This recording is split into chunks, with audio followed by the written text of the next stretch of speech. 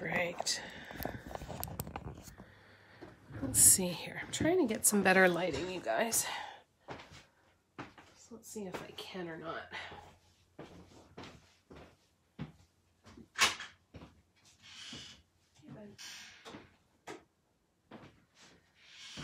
All right. Let's see here.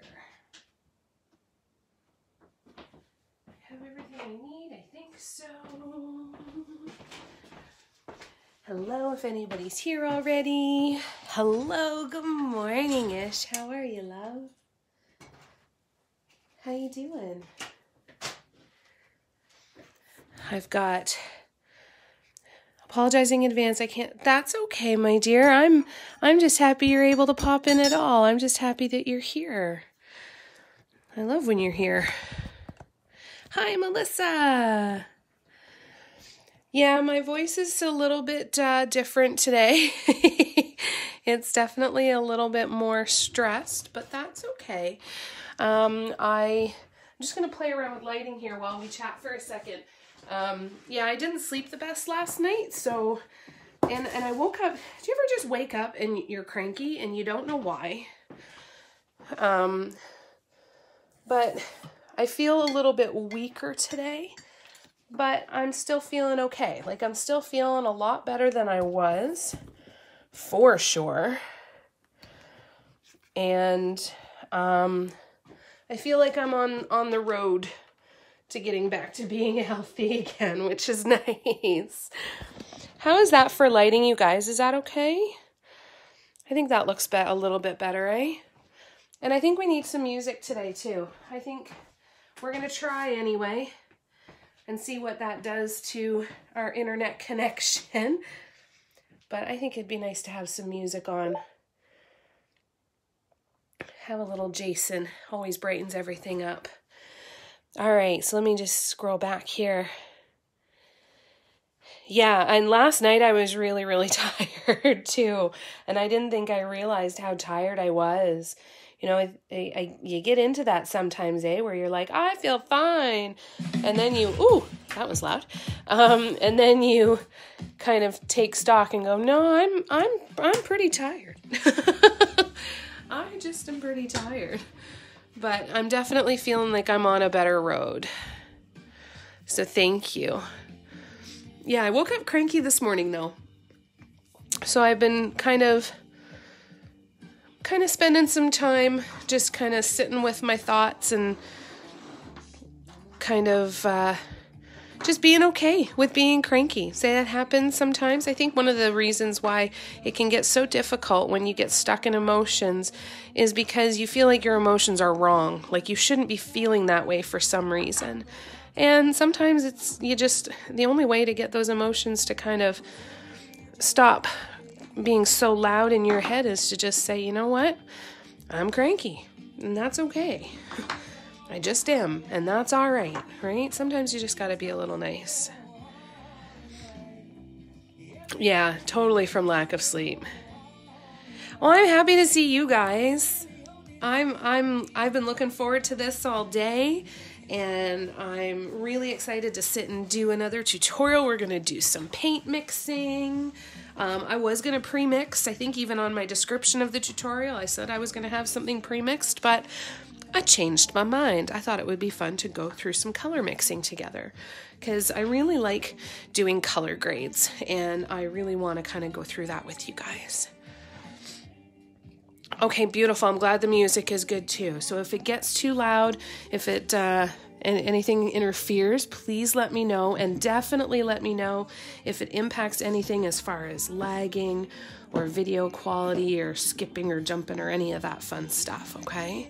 I've got all of my supplies nearby, so that means not ones that you have to have. I have my Neocitrin, I have some Pepsi, I have some tissues, I've got some Vicks Vapo Rub, and I got a big glass of water, so I should be very good and hydrated and ready to go. Now, I can't guarantee that the Neocitrin isn't gonna, those antihistamines aren't gonna kick in at some point, but hey, more entertainment for you, right?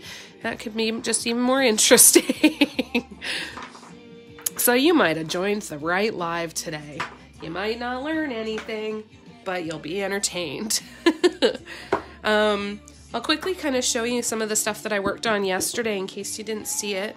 Been working on a bunch of little mini stones, so I got a little bit more work done on the yellow and gray. I'm working on this pink one for my niece, and I started on a grayscale one as well. So that's kind of in the background of my mind a little bit for projects coming up, but we'll see how it goes. Yeah, I know Barb was going to be having somebody stop in to say hi to her and bring her a little something, so a nice Christmas surprise. So she said that she will be here, but she might be kind of in and out a little bit. Oh, Sharon's here. Hi, Sharon. How you doing? So after me saying that I was going to have all of my colors pre-mixed, I thought it would be kind of interesting to show you guys how I mix my colors. So I would like to do one that goes from a yellow white, yay, I'm glad you're here, Sharon, to some pinks. So I just thought it would be kind of interesting to show you how I go about creating my color grade palette. So I have one of these palettes that I got at the dollar store. At the Dollar Tree actually, and it came with a lid. I love these ones with the lids because then you can put your piece aside and come back to it.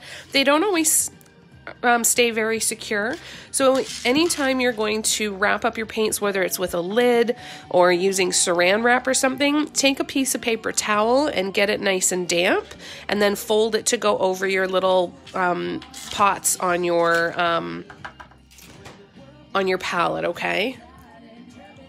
Excellent. I just had a red-bellied woodpecker in my hand. Oh my gosh. Avoiding a hawk. She got in my window, but I got her in my hand.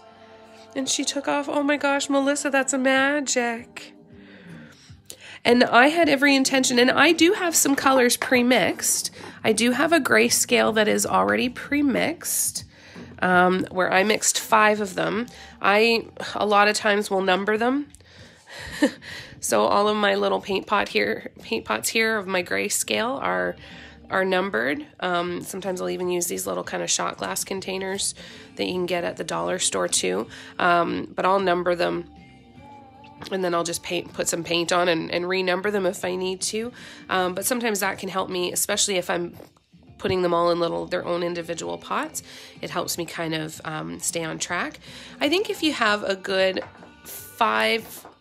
4 to 6 different colors to use. So let's get started. And you know what? And I've already got a yellow pre-mixed. No, I'm going to go with this. Okay, so if I'm pre-mixing my own colors, let's just jump in. So I've decided my colors. These ones are going to be my main 2, but I wanted this pink so I can add to make a slightly darker pink for the outer edges. So I'm going to kind of go with the goal of having 6. So I'm going to put just a little bit of yellow in that one, and I'm going to put the exact same amount of yellow in the next one, and the next one. Okay, so the reason I'm doing this is because I am going to add some white to the first yellow, about the same amount, so it's about 50-50. Then I'm going to leave that yellow because I want to use that yellow, and then I'm going to take my pink, and I am going to add, I'm going to pick all the crusty stuff off of the lid of the bottle. And I'm going to add some of this pink. So I'm going to mix this one about 50-50 as well. And then I'm going to have this one. And then I'm going to have another little bit more of that pink. And this is where I will add in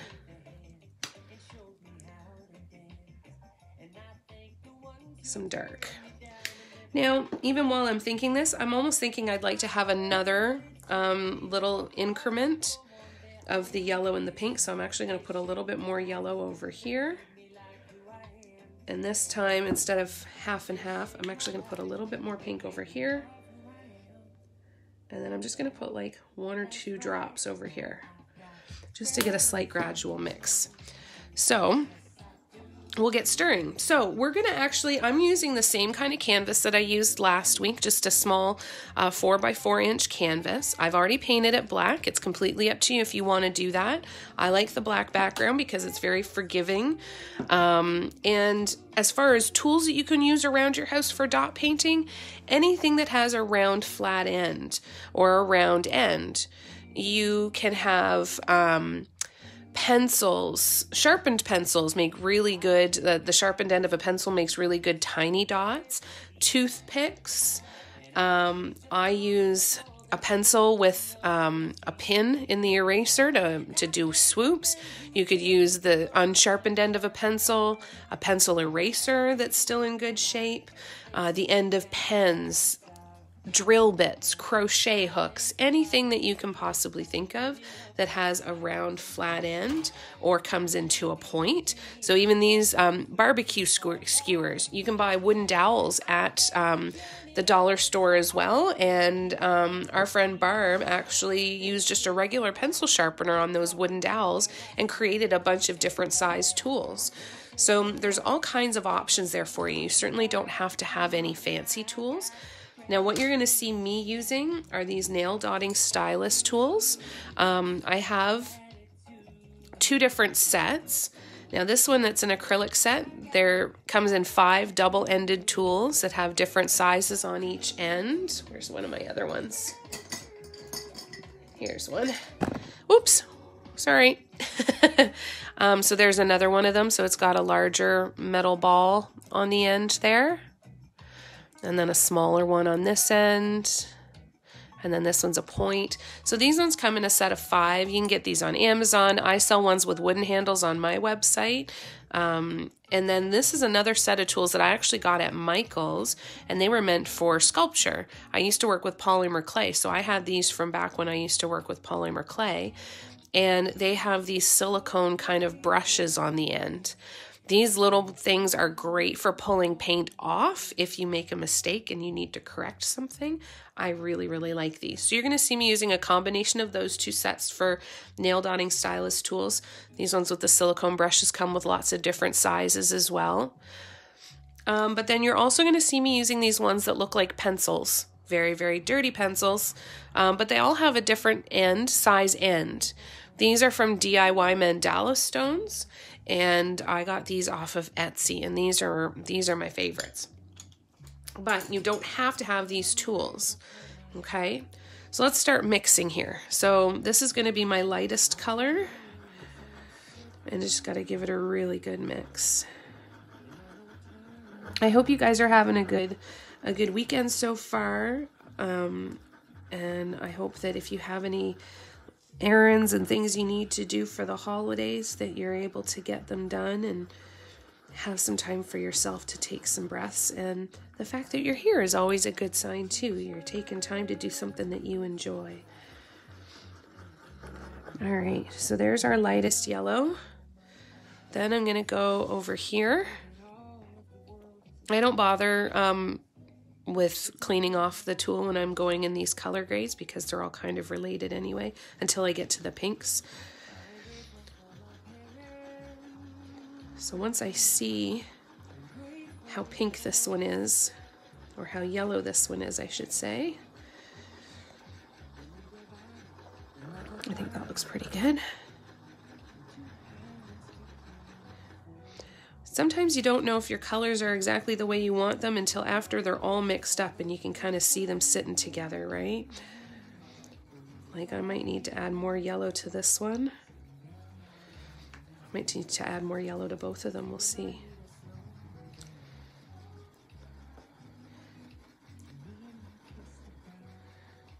Yeah, I think maybe a little bit more yellow in that one.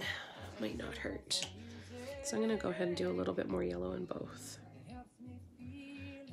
And I, very often when I'm doing these, I'll go drop by drop because it's, it can change so quickly. Oops, I got to get my face cloth to wipe my hand off. It can change so quickly that you don't want to have to, you don't want to overcorrect somehow and then you're stuck with all this paint that you've mixed that's a color that you don't like. there's that one. Rex, hello. And yeah, Ish, it is. It's totally science experiment vibes, eh? It's good to see you, Rex. How you doing? Wonderful. This is awesome. So there we go. So now we're getting there. We're definitely getting closer. And you know what? I'm actually going to add a dollop of yellow to each of these just to keep them in the same kind of color scheme here. And let's see what happens.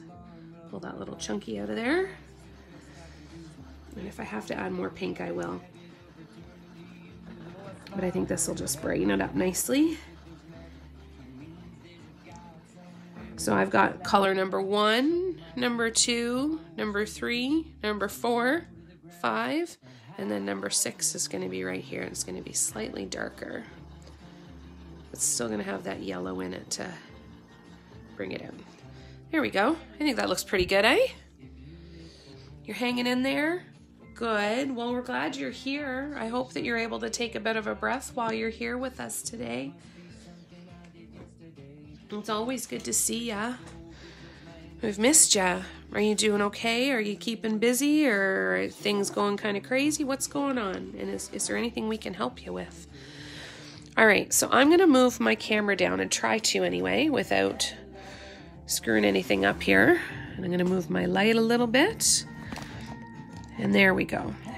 Hopefully this is okay, you guys. We'll give it a shot anyway.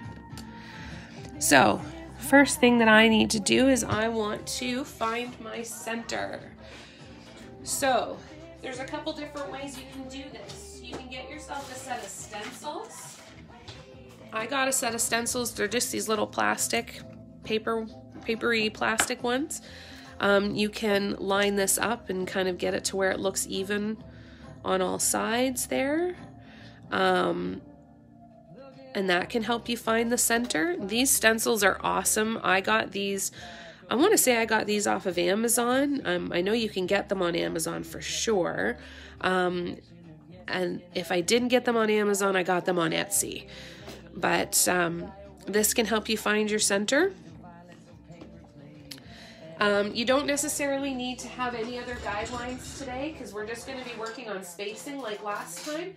So this is going to be really good practice to create something without guidelines. Now your other option to find your center is to use just a ruler and measure it out, or go corner to corner.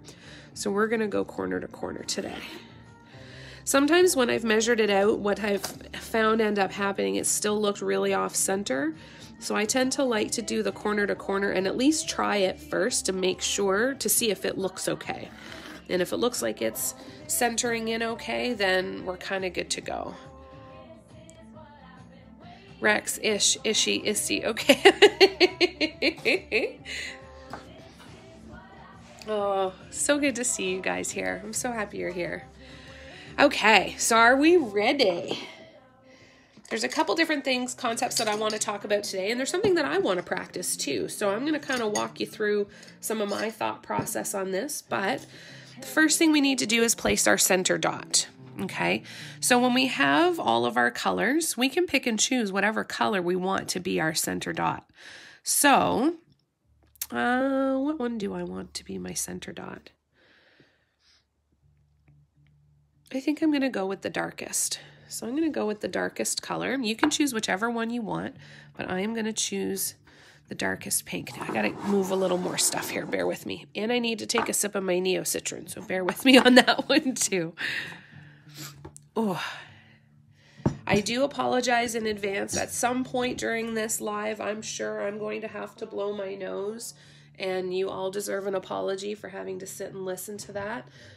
It will sound very reminiscent of a foghorn or a loud horse or donkey, but it'll be there, just to warn you.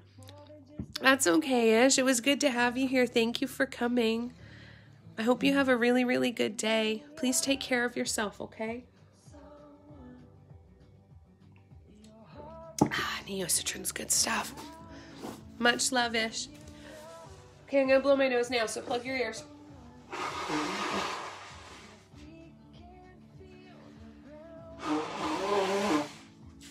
I wish I could figure out how to mute that for you, so that didn't have to be put on record anywhere, but I think we're kind of stuck, so here we go. All right, so I'm going to pick a size for my center dot. Now, as you get to know your tools, you're going to start to kind of have your favorite size tools. You're going to have your favorite, your kind of go-to ones. So on a canvas like this, I usually go with around a 15 or 17 millimeter. So I'm going to go with a 17 millimeter. So this would be about the size, a little bit bigger than your pencil, but you could very easily, actually, why don't we do one that's about the size of a pencil, because that's something that you guys might be using. So let's see, that looks like a pencil size to me. Let's see, is it? Yep, bang on. All right, so we're going to do that. So we're going to start with a pencil end. So this is actually a 14 millimeter. And we're going to place our center dot. So I'm using the darkest color. Again, you can choose whichever color you want. It's totally up to you. The reason in my head I'm going for the darkest color is because then I can, and I said I was never going to work on canvas again, didn't I? I can do a really nice top dot on this after. Because there's lots of places to go when it comes to adding top dots and adding lighter colors. You can add any color of top dot that you want for detail, but I kind of tend to like the ones that make it look like it's glowing in the dark a little. Now the reason I'm going in here with my toothpick is because the canvas is rough. You can use something called gesso, and that can help to smooth out the canvas. Now this is a really cheap one.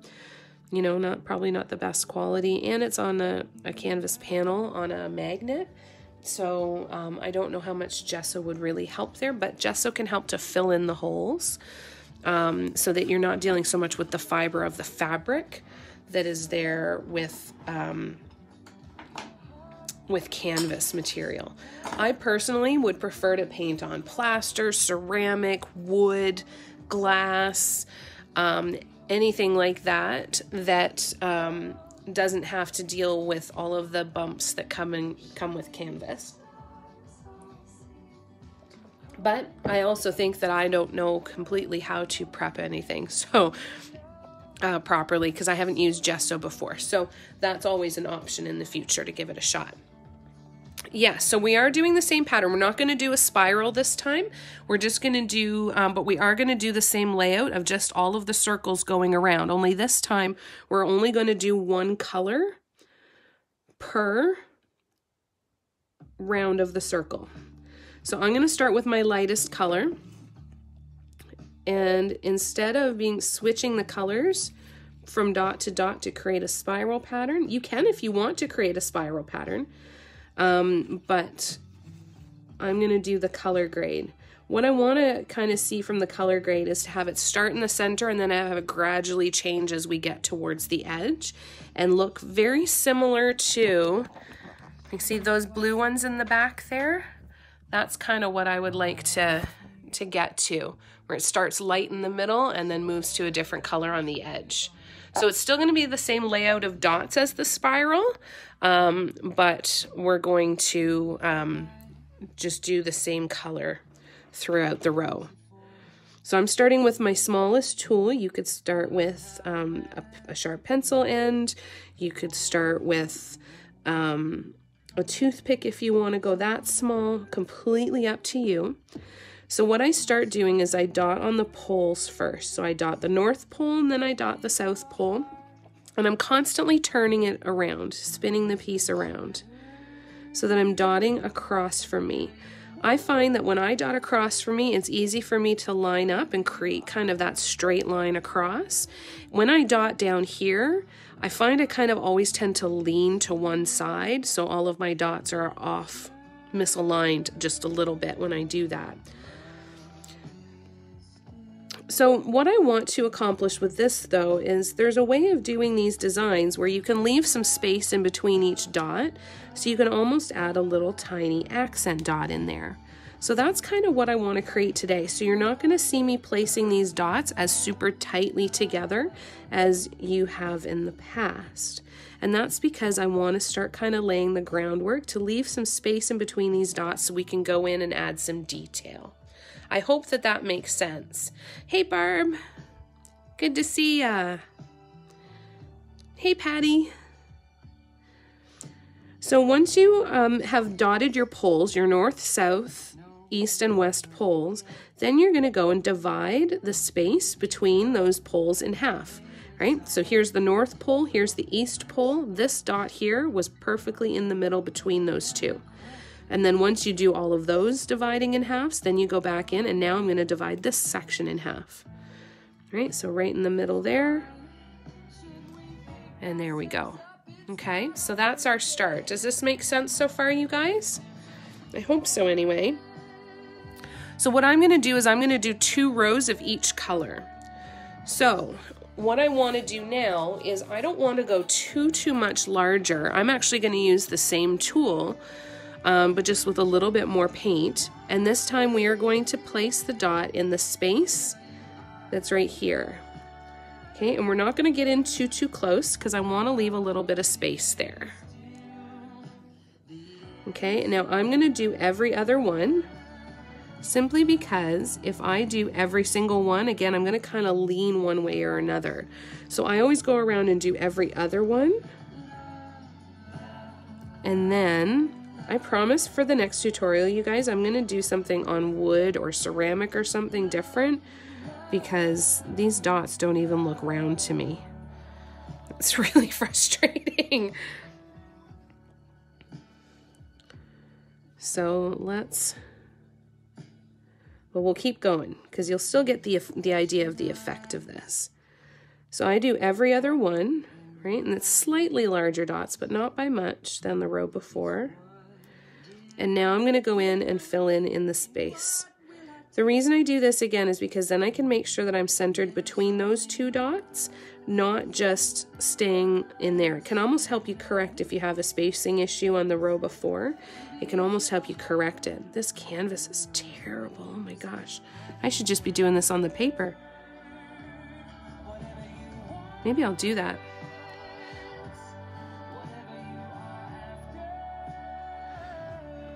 Well, we'll keep going. Let's keep going. Let's just power through.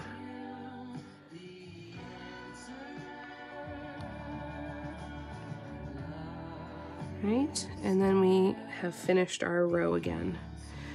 So again, I wanted to leave some spaces so that I could eventually go back in and add some accent dots in the middle there. Okay, and I totally lied. I'm going to start this over on a piece of black paper so that we can actually see this together and not be dealing with all of those bumps on the canvas. So the nice part is I don't care if it's in the center of my black paper. So we're just gonna do a little finagling here. Okay, so we've got our colors. I'm taking the dark and I'm just creating my center dot. Okay, so I apologize. We're going to go through this center dot process one more time. So I've got my center dot. And now I'm going to go in with my lightest color. So I'm going to dot the poles, North Pole. And you know what I'm actually going to do? I'm going to grab my Lazy Susan so I can spin this around nice and easily. There we go. And I'm going to try and make sure that you have this, have a good view of it here, and that it's in view. All right. So we have the North Pole. Now I'm going to spin it around, right? And then I'm going to dot the North Pole again. Now I'm going to go and turn it.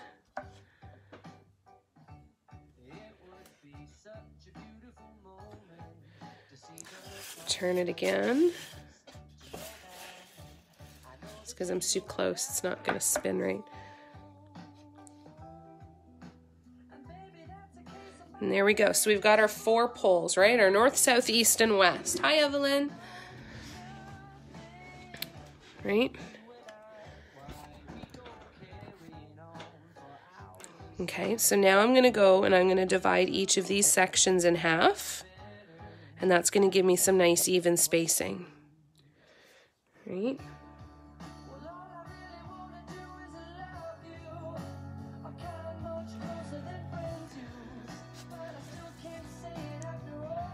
I said I would be ready, but the best laid plans. I'm getting there. That's totally okay, my dear. You can pause the live if you need to, I believe. It's totally okay. I understand the best laid plans for sure. Like, it sounded so good in practical theory, right? But then when it comes to putting it into play is a whole other story.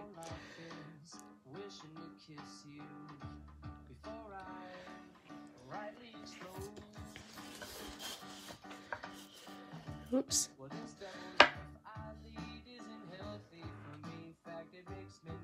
And there we go. Okay, so now that I've got those done, now I'm going to go in and divide those spaces in half as well. Right, so right in the middle. I've left a little bit of space, which is good because I want to leave some space to be able to put some accent dots in there. And the only reason I'm not spinning is because I'm lazy right now.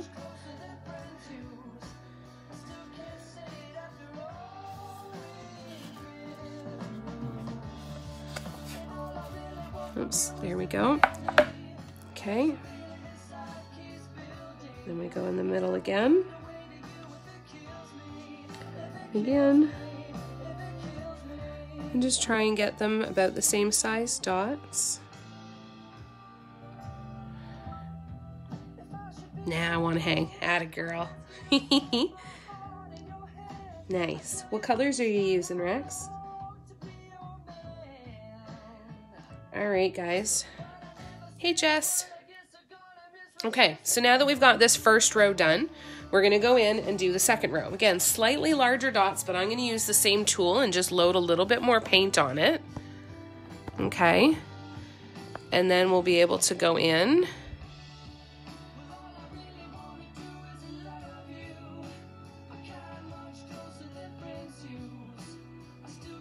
Oh, that didn't work, did it? There we go. So see how it's slightly larger? And I'm going to go every other dot. Right?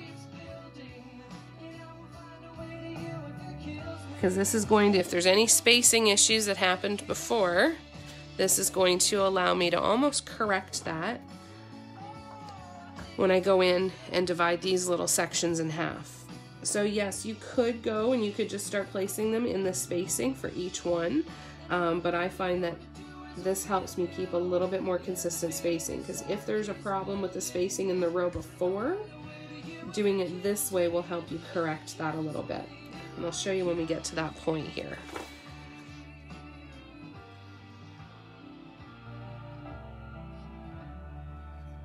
Okay, so slightly larger. I'm using the same color of paint as in the first row.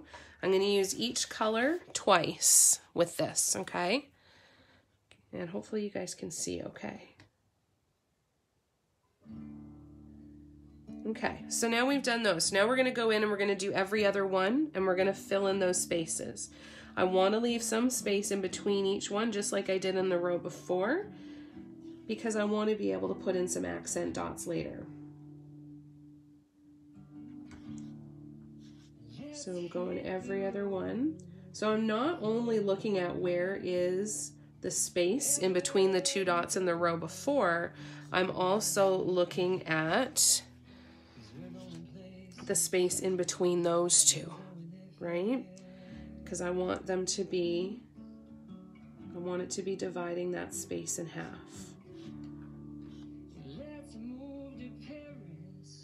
So this is how you can do spacing without having to put those guidelines down, right? Does that make sense? if you guys have any questions, please let me know. This live, you know, these lives are free, but if you want a recording of the live, then you can go to my website, and there is a section where you can leave a tip for the Facebook lives, and any tips of $5 or more will get you access to the recording. Tips are not required, please know that. I want you to be able to come and sit and paint with me no matter what. I certainly don't want anybody to not be joining in because of money reasons. But yeah, this is my career, so that's my little business plug. So there we go. So yeah, if you feel called to, you can leave a tip, and a tip of $5 or more will get you access to the recording of this live if you want to do it again. And if you're one of my current members of my Patreon, you're going to get a link to this already, so that you get access to this as well. All right, let's go on to our next color. Ooh, blues and purples. Oh, that's gonna be pretty. What colors are you using, Sharon? You already had yours mixed. What colors did you use? Okay, so now I'm going on to my second color. So remember, I have 6 colors in total. I'm going on to color number 2 now, and I'm going to a slightly larger tool. And now we're doing the exact same thing. I'm gonna follow the exact same pattern here of going every other one. Right?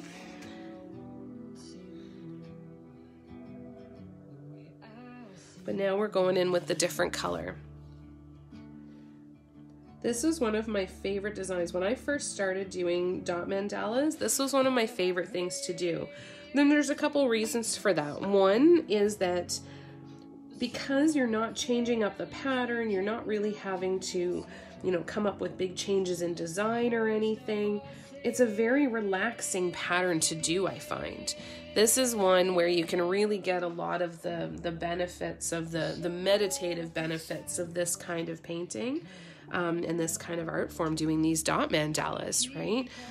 Is to be able to just kind of go with the flow and just let yourself get into a state of flow and not really have to be thinking, and you just kind of go with the rhythm of the creating the painting, and it's so incredibly gratifying, and it's really satisfying too. When I first started doing these color grades, I did not like them. For the first 4 or 5 rows, I hated them, absolutely hated them. They're one of those patterns that once I get going in, the further in you get, the more the change in colors really stands out. Now, you might see some dot artists doing some where they have 8 or 10 different colors. Some dot artists will mix on the go as well. And just kind of constantly be staying on top of that. It's completely up to you how fast you want that transition to happen between colors, and if you want to mix on the go or not. One of the things that I don't like about mixing on the go is that when it comes to doing your top dots, if you want to use any colors that you use for a top dot, if you're mixing on the go, you've probably already mixed it in with another color, and trying to recreate it again is going to be a little difficult. So unless you mix on the go and just constantly like move some from here, move some from this paint pot into this paint pot, add a little color, mix it up, move some over, and constantly do it that way, that is an option. But pinks to light purples, I don't really like the transition from red to purple, but I could not leave it out. I totally understand the red to purple can be a little bit almost abrasive sometimes. Oh, and I'm not even on screen here. I'm so sorry, you guys. So here we go. So this is ending row number 1. Right, and I still have those spaces. This is where I also didn't like it, because I'm not one to really enjoy having a lot of blank spaces, but we're gonna fill those spaces in. We're just gonna fill them in after we're done the whole design. Okay, we will get to that today. I will be able to show you that today.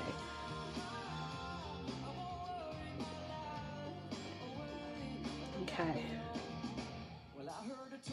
So I'm leaving lots of space here. And you notice that there's lots of space in the row before now too. Very easy to envision being able to put a nice tiny little dot right in there. And that's what I want to be able to do, is put these little tiny dots in there. Okay, so now I need to find my next size tool. All right, so we're gonna do the same color again. So again, 2 rows of each color. The pinks will be really nice, Sharon. That'll be fun. I can't wait to see what you do. Okay, and I'm gonna do the same thing again, right? Slightly larger dot, going every other one.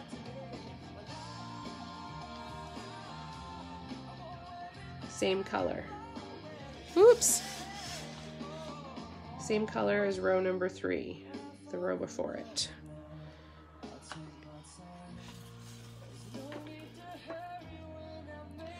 I'll get out some of my wood squares to paint on for the next one.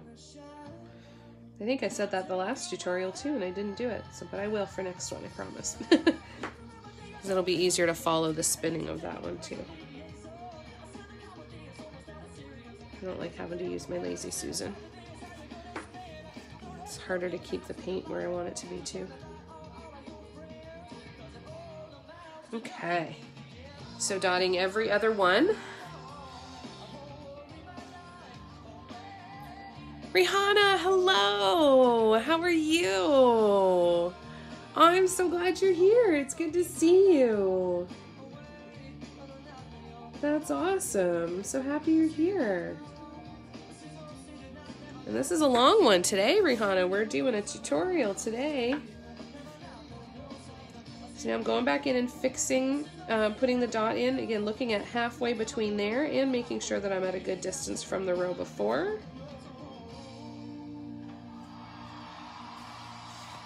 All right, and we're slowly filling this in.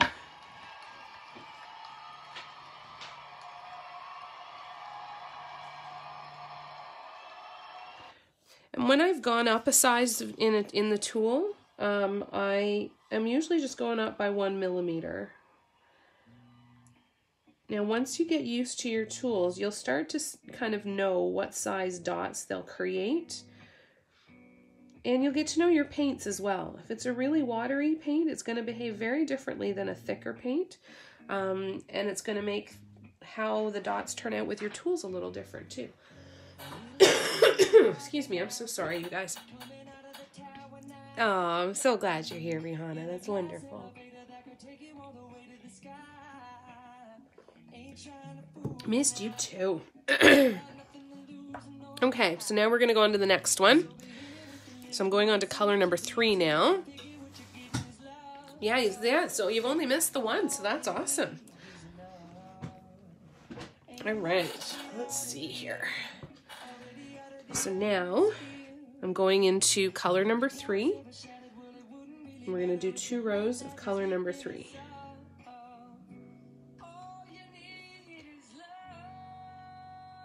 So you can see how this pattern can do up fairly quickly when you have all of your colors already picked out. Right? This base can really fill in very, very quickly.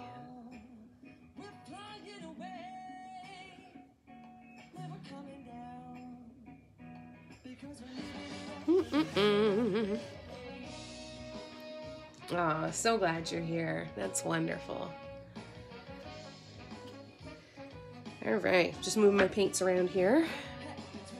So again, I've only gone up 1 size in the tool since the last row. I was using a 3 millimeter on the last yellow row, and now I'm using a 4 millimeter.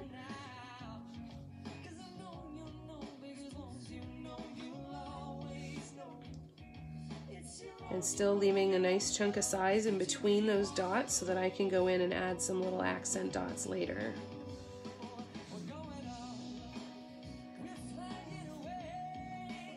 And this is actually turning out the way I wanted it to. So when I said that I wanted to practice something, I'm not usually good at leaving these spaces to be able to go back in later and add that detail that I'm talking about. I usually cram my dots in really, really tight together and don't leave any space. So this is good practice for me. This is something I've really wanted to practice, to be able to kind of start to look at some different designs and maybe let go of my need to fill every single little space right out of the gate and know that I can always go back and fill it in later. I'm feeling better, Rihanna. I'm still not 100% by any stretch, but I'm definitely on the mend for sure. Thank you so much for asking. You're so sweet. You guys spoil me. You take such good care of me. Okay, so now I'm going up. We're going to go with the same color again. I'm going up to a size 5. You'll get used to your tools, like I said, so like you might be able to do 2 rows with the same size tool, just putting different amounts of paint on it, right? And that's something that'll just naturally happen. And again, it will make a difference between what your paints are like. You can use heavy paints, like the heavy body acrylic paints, but you're gonna wanna thin them down with some pouring medium, and that is going to get them into a better consistency for dotting. I just use craft acrylics. I haven't had the practice with mixing with pouring medium as of yet. It's definitely something I'd like to explore and learn how to do more of. But I also have an absolute crap ton of craft acrylic paints, and I feel like if I get into the heavy body acrylics and mixing and all of that stuff, then I'll never go back to my craft acrylics, and then I'll have spent all of this money on these other paints for nothing.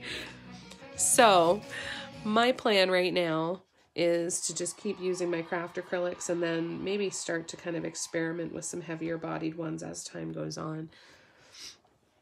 And how are you doing, Rihanna? You doing okay? How you making out, Rex? How are your colors coming? And Sharon, how's your pattern coming? Are you doing all right? Is this making sense? Is there anything else that I can be elaborating on for you guys at this point? Please make sure you let me know if you have any questions, okay? I'm loving these colors though. These are so pretty. I love when this happens too.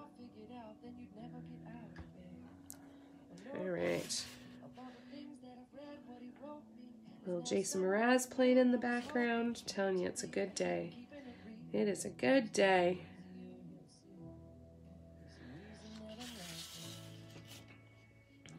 That one can be a little bit bigger. And there we go. So how are we doing so far? Aw, thanks, Rihanna. You're so sweet. Doing okay. Kind of a tough day, but doing well. I'm so sorry you've had a tough day. We're sending you lots and lots of love, and we're here if you need us, okay? Anything we can do for you, love?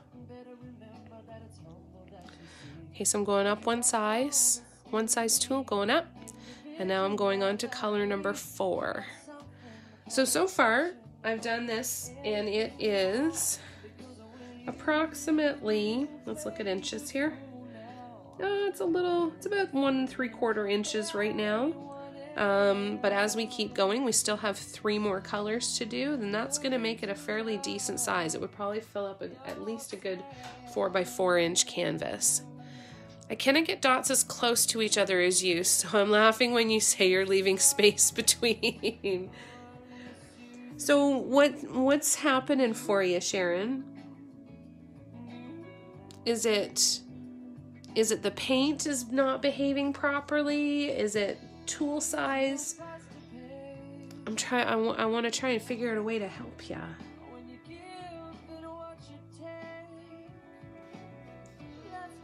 When in doubt, go back to the clock method too, or dotting the poles, right? If you have to. Or you mean like when I'm doing, laying them down this way and getting them that close? You don't have to get them that close there either. And that takes practice. That just takes lots and lots of practice. You know what, one of the things that I did, you guys, when I first started, is I actually had a piece of paper, and I'll just use this one because we've got a piece of paper here.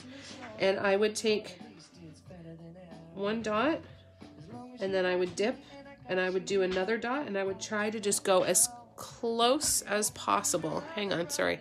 As close as humanly possible to it, and figure out where that was to get it nice and close. And the first couple of times I did it, like my dots were like on top of each other like this, right? But when you kind of draw yourself a line and say, I'm going to just dot all the way across the line, right? And just get as close to each other as I can without touching. And then you start to kind of see what that looks like and how that feels as far as muscle memory, right? Because you always tend to err either overcorrect or undercorrect, right? So if I overcorrected, bam, my dots are together. Oh, sorry, here. My dots are together, right? If I undercorrect, then I'm leaving too much of a space. So if you can kind of go and just kind of practice a little bit and say, okay, well, when I set it here, the dots run together. When I set it, so if I move it a little bit more, and then you can kind of start to play with that. It's literally like doing lines, right? Maybe try that, Sharon, and just kind of practice that way a little bit with a whole bunch of pieces of paper and see if that might be the practice that might help you develop some of that muscle memory maybe. Rihanna, I'm doing the same, but with blues. Nice. I don't have a wide variety of yellow shades. It's going well so far. And if anyone would like, some of my pencil drawings are posted on my page. Fantastic. And we would love to see what you create here, Rihanna. So if you want to tag me, or you can post it directly to my Mandala Love Affair page. Would love to see it. I'd love to see what you guys create.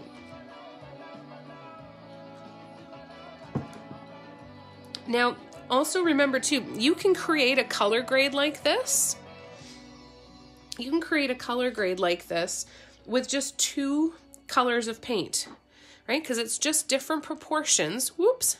It's just different proportions of 2 things of paint, right? So if you go drop by drop, you could have one that is 1 drop of yellow. Then you have one that is 2 drops of yellow, 1 drop of pink. Then you have one that's 3 drops of yellow, 1 drop of pink. You can kind of create it that way, any way that you want. So you only need to have 2 colors to create a good color grade. Using a plaster dome, fantastic. My center is off a bit. My paint is thick. I don't have thinner. Dots are not entirely spaced, but the pattern is coming. Well, that's good. Okay, so if you don't have any thinner, you can use a little bit of water. I just take kind of like a little squeegee bottle. It's one of these things. I'm zoomed in really far. Sorry, guys. It's just one of these little guys. I've got a little bit of water. So if anything's too thick, I can just literally add 1 drop at a time of water, or just dip in a paintbrush and add a little bit of water there too.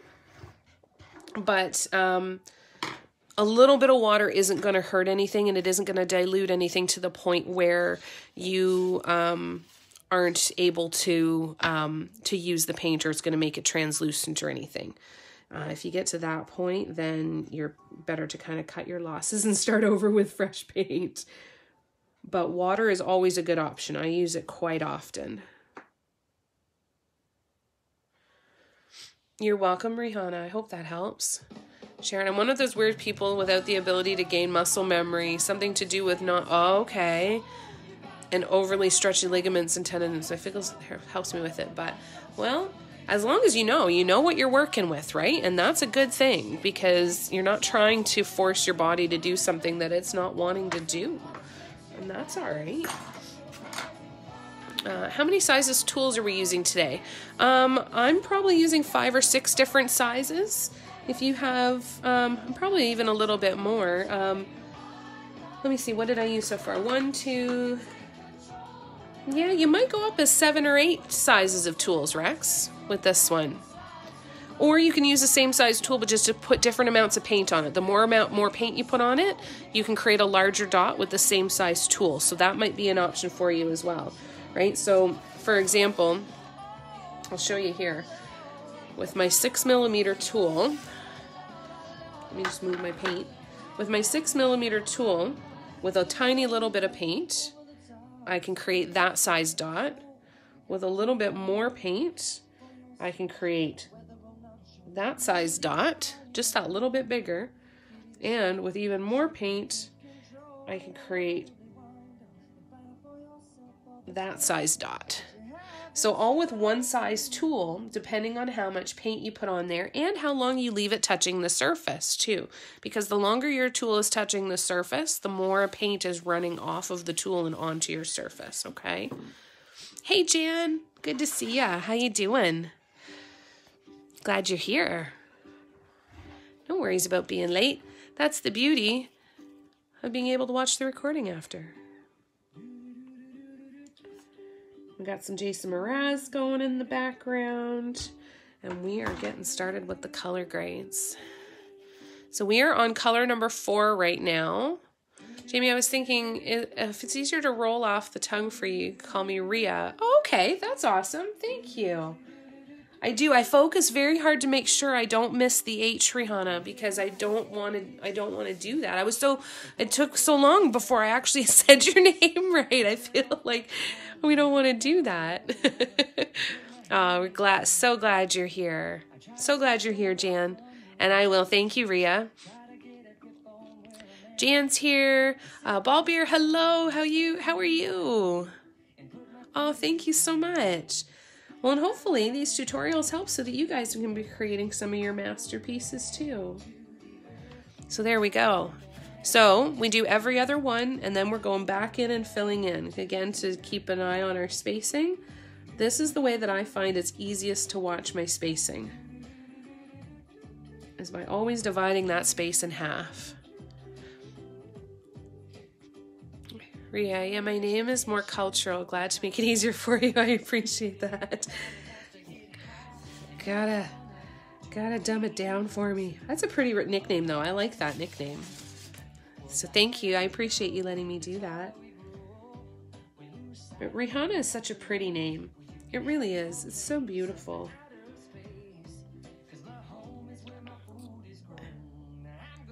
Rex, you're still on 2. That's okay. There's no rush, right? There is zero rush here. That's kind of the whole point that I wanted to kind of get to with these tutorials too, is that I don't want you to feel like you have to stay step by step with me. You might decide that after 2 or 3 rows of doing this, you want to switch to a completely different pattern. That is totally okay. You might have decided that you wanted to do another spiral with this. That is totally okay too. Okay. Yes, you're very helpful. Thanks, sweetie. Oh, you're so kind. You're most welcome. You're welcome, Ria. There is no rush for this, right? This is about how can we see how it's done so that you can feel confident to go and do this anytime on your own. Right? So here we go.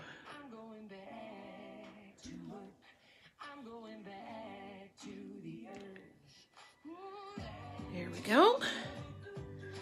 Now I'm going to switch to another tool. I'm going from my 6mm now to my 7mm. And we're going with the same color again. Color number 4 for me. So 2 rows of each color is what you're going for here. Now, like I said, you are going to see some dot artists where they will change color every single row, and they'll have like 15 different colors that they put into their color grades. And it's really fun to do those. It really, really is. But it is definitely more labor intensive, and there's the risk of wasting some paint or not using it all, and all of those different kind of logistical things. But it can be a really, really fun project to do, a massive, massive color grade. But I find that the 2 rows gives each color enough time to really kind of shine, especially in a nice bright color palette like this. And I don't know about you guys, but this time of year, I just want to see bright colors. Like, I'm already looking forward to spring when there's green and color everywhere. We're supposed to get a little bit of snow today, I think. I thought that we were supposed to get any. How's everybody doing for weather? Is anybody snowed in right now? And are you guys all ready for the holidays? Do you have a lot of stuff to get ready?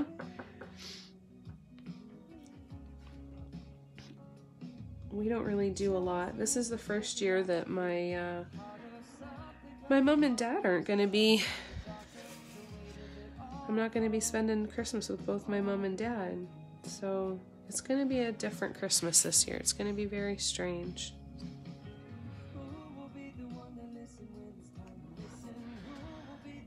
Let's see. Okay, so Rex has a question. So my paint is 6, so I'm kind of doing like drawing a little circle, but of course it's not entirely round. Do you ever do circles or just a stamp down only? Sometimes I do circles. Like if I'm using a smaller tool, for example, where's my small one? So I could go in like with my small tool and I could totally go in and create a circle like this. 100% you could. And just keep doing your little circles. Sorry, that wasn't it. Here, let me do it again because that wasn't in a great spot.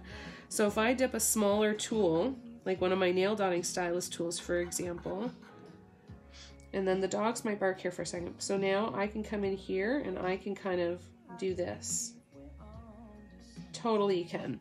Now, if you're going on canvas or anything that has a rough background, you might want to go in with a toothpick or a small pin. Like, you know, when I use the pin in my eraser to do the swoops, you might want to go in with that if you need to, if your background isn't terribly smooth, and use it to kind of push some of the paint around to get it in the right shape for you and kind of smooth out your edges a little bit.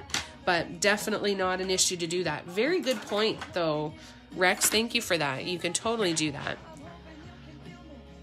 How do you know what color to use instead of black to darken a color? That's a really, really good question. So here's what I would say. If I'm using a purple and I want to darken that purple, I would go for a nice dark blue or even a bright blue.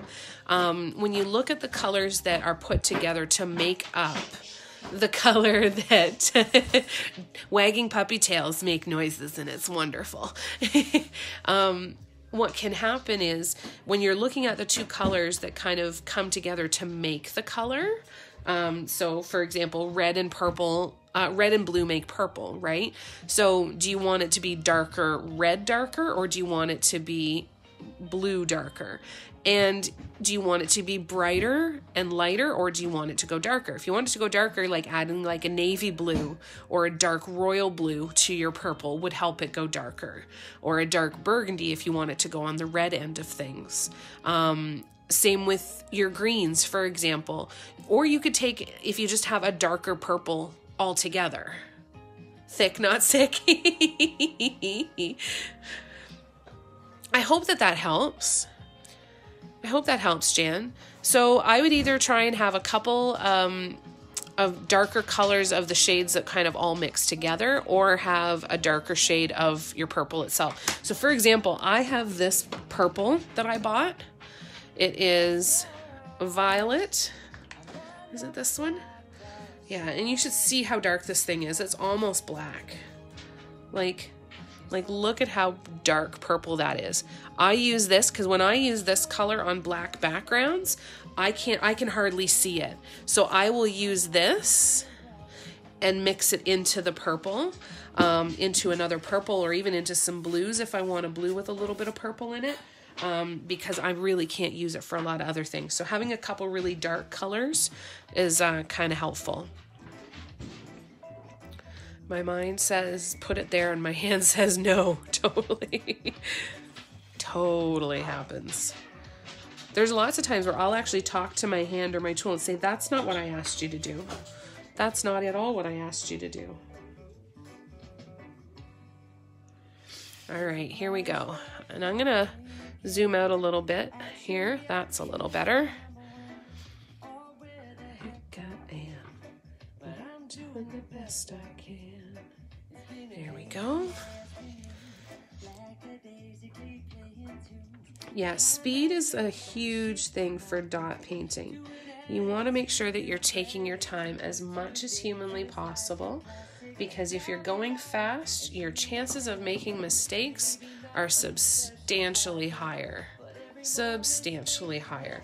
Most of the mistakes that I make happen when I am going too fast and I'm just rushing through things. So always take your time. That is one of the key things to know about dot painting, is really just take your time. How are you guys feeling about not having any guidelines and just doing the spacing the way that I've done? Does that help at all when it comes to spacing and layout and everything?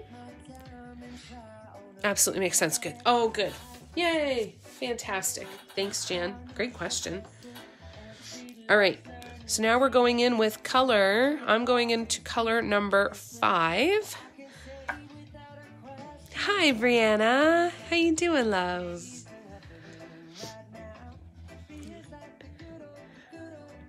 All right, so I'm going in with a size 8 tool and I'm going into color number 5 now. And I just stuck my hand in color number 4. All right, here we go. So a slightly larger tool again. So I'm going into a size 8.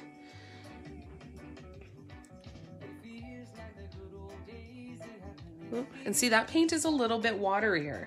So sometimes the watery paints, they don't spread as far. So I'm actually going to switch up to a size 9 to just increase that size a little bit more. Because I put quite a bit of paint and I was using the size 8. And that happens too. Always, if you're going to guess on the small size.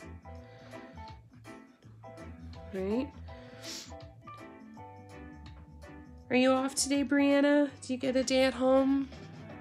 I'm so glad you're here too.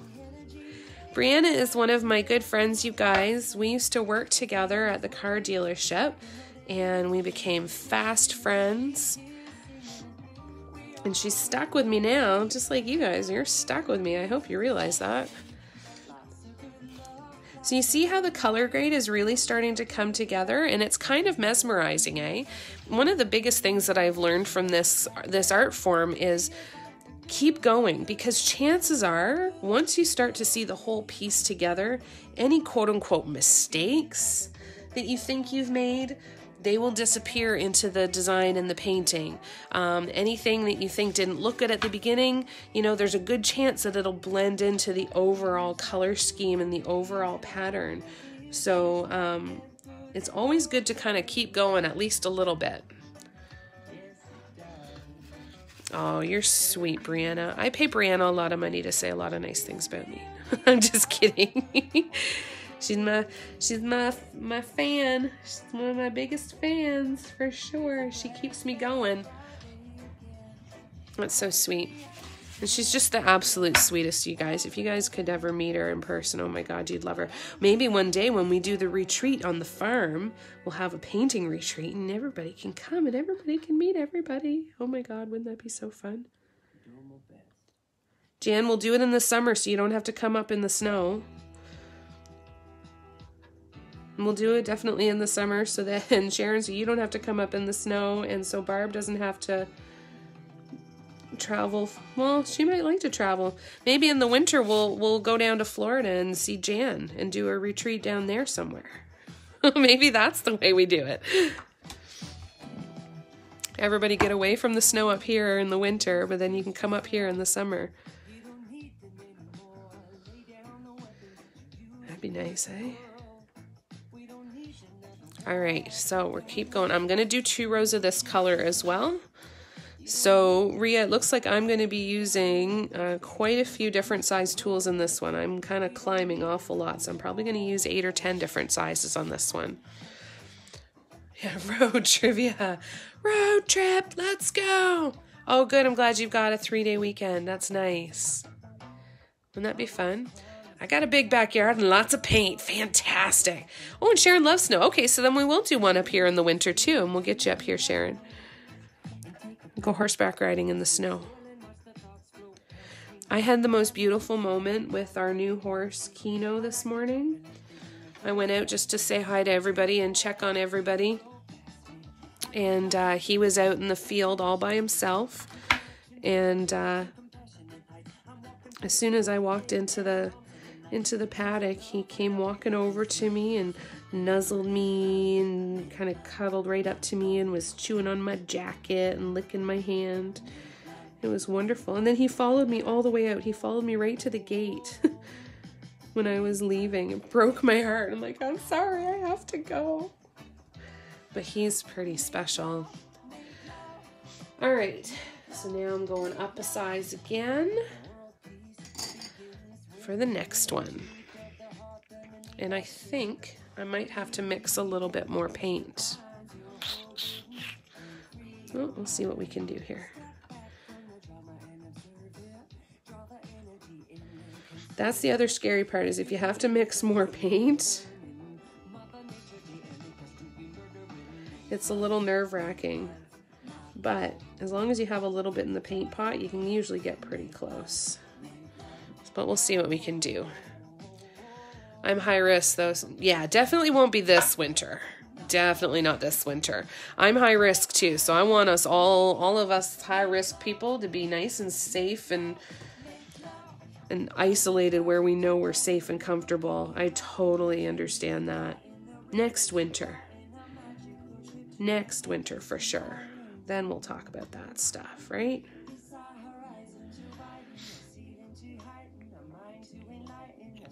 I just broke my favorite mug to make coffee. Oh, Ria, I'm so sorry. Oh, that's so sad. As someone who loves mugs, I feel so bad. Okay, so I'm just gonna add a bit more of that pink, and then I added a couple drops of yellow before, so I'm gonna do that again, and that should give me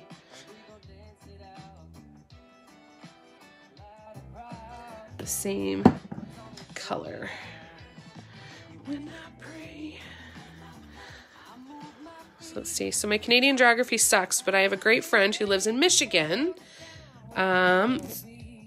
So I would be about a 5-hour drive from Detroit.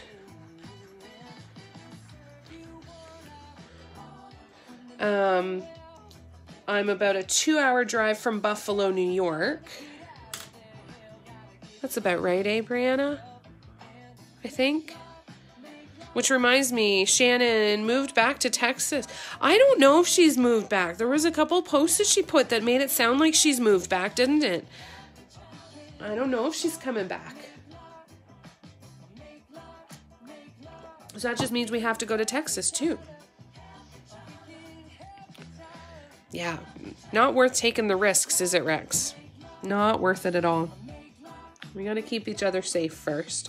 And right now, keeping each other safe means doing lots of online stuff so that we can hang out and we can keep ourselves nice and safe as possible. Have you seen on TikTok where there's the trend where they say, if the pandemic ended tomorrow, ended right now, what would be the first thing you'd do tonight? And there's one girl and she walks outside, she goes, oh, it's over. Okay, I'm going to go back inside now. And then she just turns around and walks back inside. Excuse me. Excuse me, that just absolutely killed me when I saw it. I'm like, yep, that still sounds about right. If I'm not going to an airport to go travel to some kind of wonderful, fancy, fun location, I'm turning around and going right back inside. Dallas. Yes. So see, well, lots of excuses to go to Dallas. I don't know if I've told you guys, but my original plan for 2020 was in May, I was going to get rid of my apartment and I was going to buy an RV or a trailer, camper, and I was going to do a road trip through the US and then back across Canada. And I was going to be living in my camper for like a year.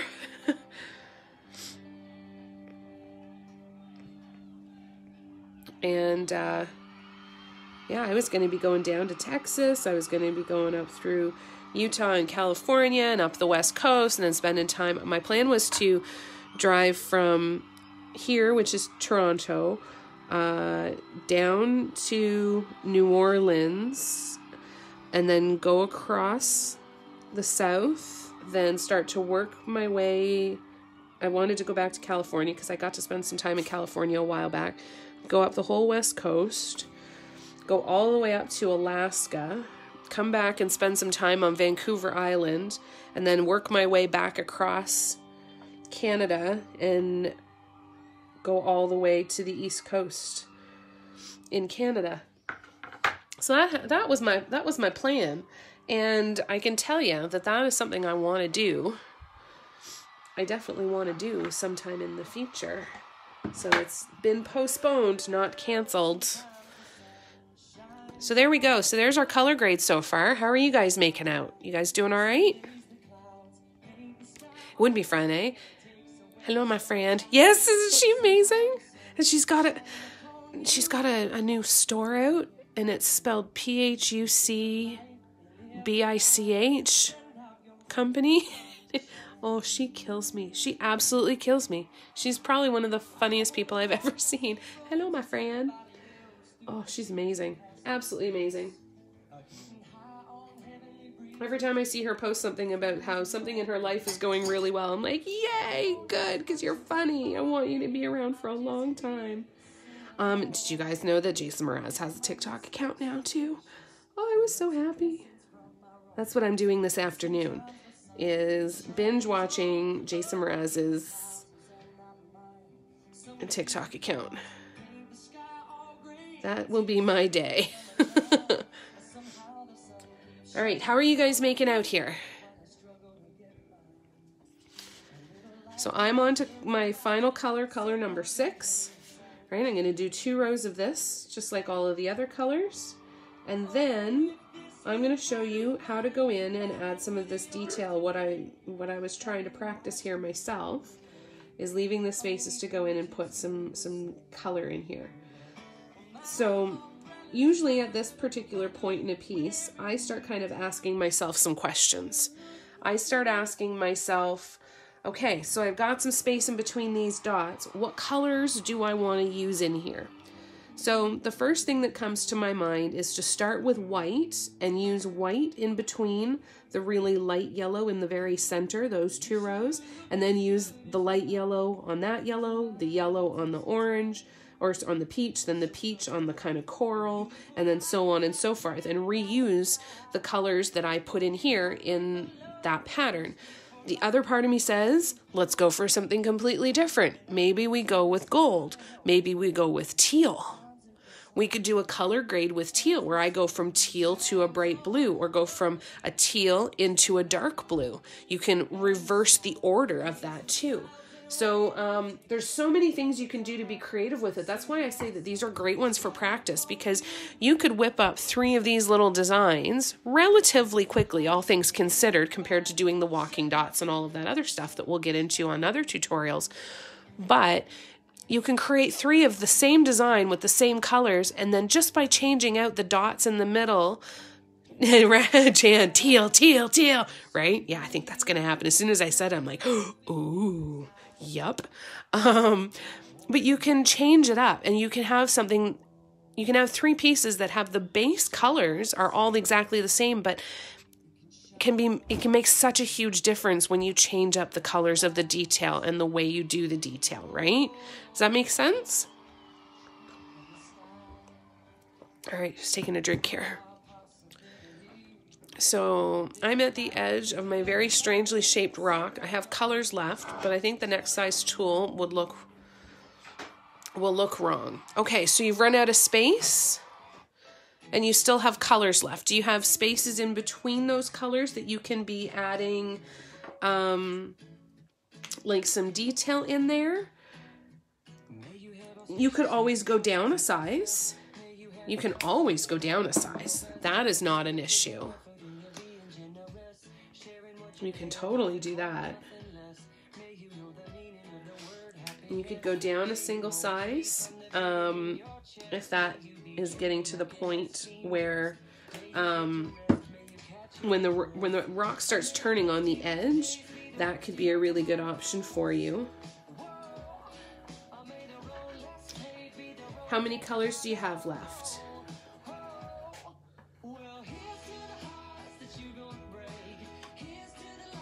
Mine is looking okay, a little rough, need lots of practice.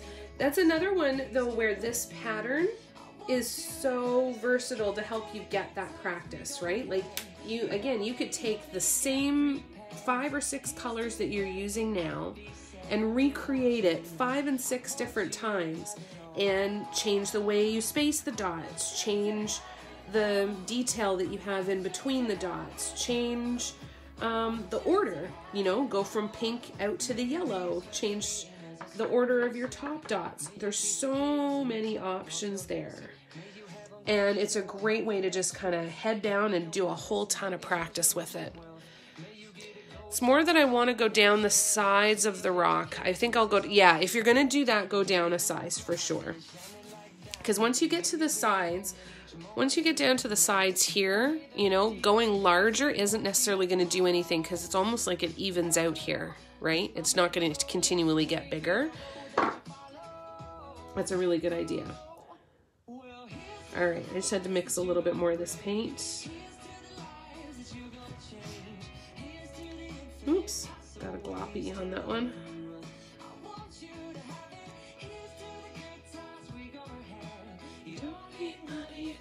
I have 2 colors left, but only enough room for one of them. Okay, so yeah, go down a size in your tool and then just use one of them. And maybe that one that you have left over might be one for some detail for you.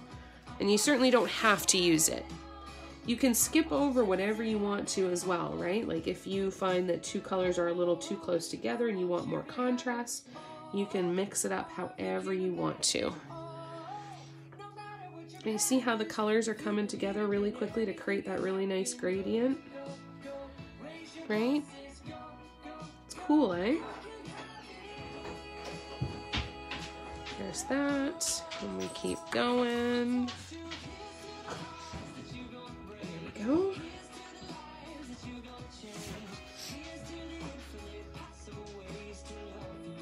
I added a little more dark pink when I did this, so just the final color sticks out just a little bit more.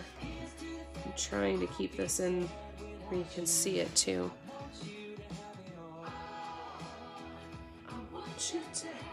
The only problem with paper is that once it gets wet, it starts to ripple. This is rippling a little bit. That's okay. But it's still better than being on that rough canvas that I started on, so I will take it. Okay, so there's our design. Oh no, I still have one more row. Got one more to do. All right, where did it go? Is it you? Yes, okay.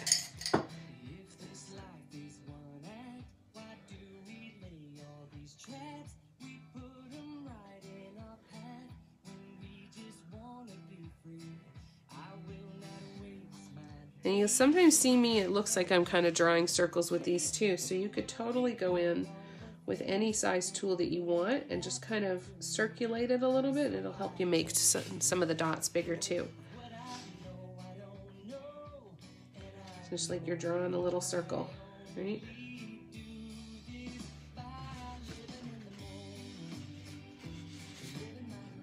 When I started doing this, I used crochet hooks. I had a ton already because I do crochet as well. And then I went and bought a whole bunch of the little gray plastic ones from Walmart. And those were my dotting tools for a long, long, long time. I was lucky because I had the nail dotting tools from when I used to work with clay, and I kept them for some reason. And it's so funny because I just sold, about 2 months before I started doing this, I sold all of my polymer clay stuff. I sold my pasta machine, I sold all of my clay, all of my tools, all of my mica powder, all of my glitters and everything. And even now I kind of kick myself for getting rid of all of that because I could have used it now. But that was the one thing I'm really glad that I kept. But everything else, I just made do with what I had. And you'll see a lot of artists do that. There's a lot of great tools out there that aren't going to cost you a ton of money.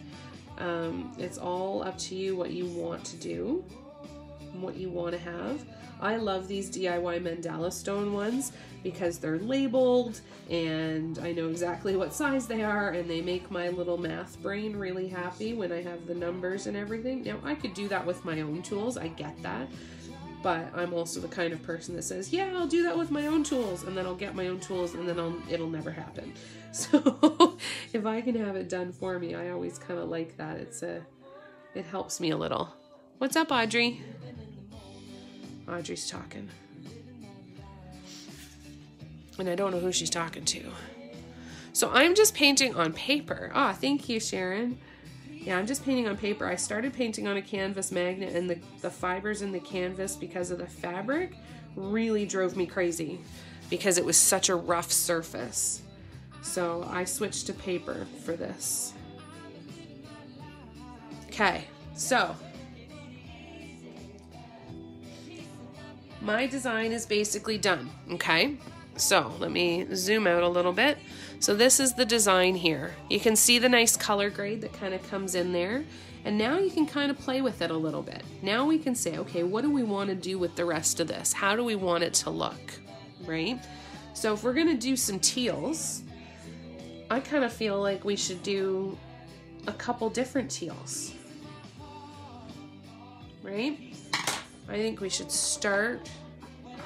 do a nice bright one. And I think then we go to a I'm going to show you these, kind of a mid-range blue. And then I think even we're going to go to this blue. We're going to go to this blue in the center. This blue, and this blue. There we go. So that's going to be what our tiny dots are going to be. So let's see here. I have to wait a little while to do the last row. My paint needs to dry. Yes. Right, Jan? Good idea. Sorry, I just wanted to take a drink there. That's the hard part sometimes. Oh, it's 2:22. That's nice.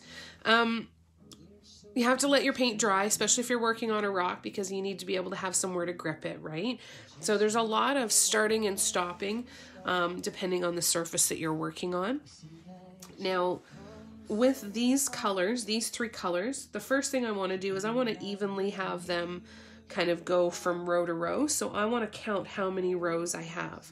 So I have 1, 2, 3, 4, 5, 6, 7, 8, 9, 10, 11, 12, which I should have known because I had 6 colors and I did 2 rows of each. That should have been my first clue. Sadly, it wasn't. So we're just going to roll with it. So that means I've got 3 different colors. So I'm going to have 4 rows with each of these colors for the accent dots. Okay, so I'm going to start with this blue. And it's going to be the very center. So I'm going to zoom in again here a little bit and try and get in as close as I can. Okay, so first thing I'm going to do is I'm going to stir up my blue. Make sure it's not too gummy or anything. All right. And then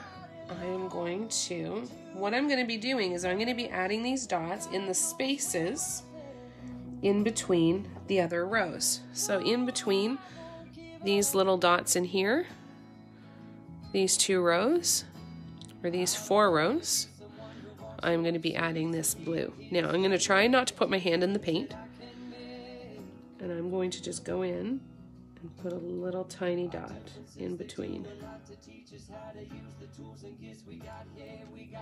Right? Can you guys see that okay?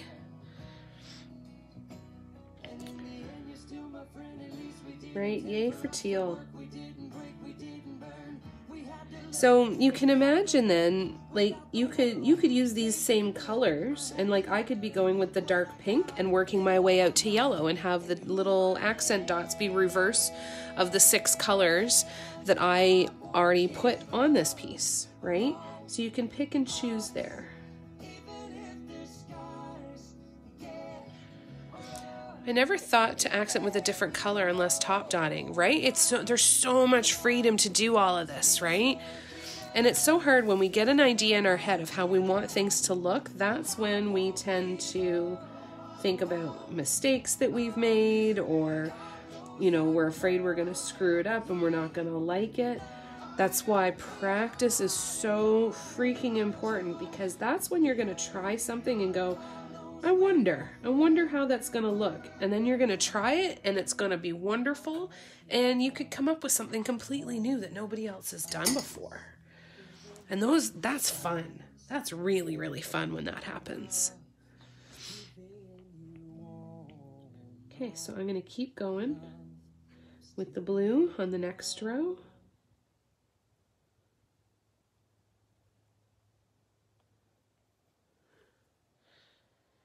Thanks for the love, you guys. I hope you guys are having fun. For the next tutorial, I want to spend some time talking about walking the dots. That's the next big one I think that we need to kind of take a look at, because it's such a key piece in doing dot mandalas. So the next tutorial for next Saturday is going to be on walking the dots and creating a whole bunch of those petals. So working on all of these kind of designs with these walking dots in here, right? Ones like this, how we can create that nice, beautiful petal shape. So we're going to spend a lot of time on that in the next tutorial. But let me know what else. And we're going to have a tutorial on swoops, and then we'll do some where we revisit these sorts of topics too, you know, because practice and repetition. I've done this pattern a lot, but I've never done one with a spacing like this. So I'm really excited to do more like this and practice this a little bit more. But let me know what other topics you'd like me to cover, and anything specific with types of designs and everything that I can be making sure that I cover for you, okay? All right, rolling up my sleeve so I don't get my sleeve in the paint. I'm going to keep going. Next row, blue dots, still blue dots, just using a slightly different tool now.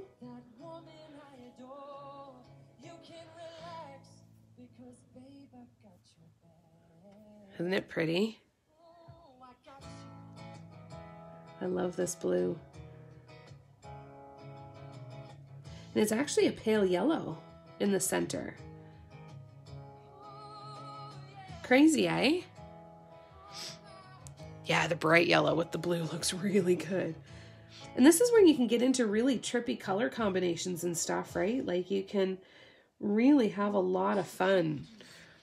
So imagine doing one like this that's all grayscale and then having these little accent dots in teal or pink or burgundy or purple or something like that, right?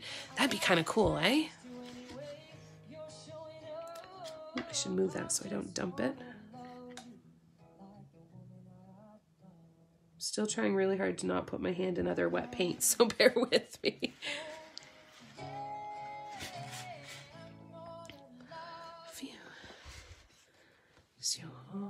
The woman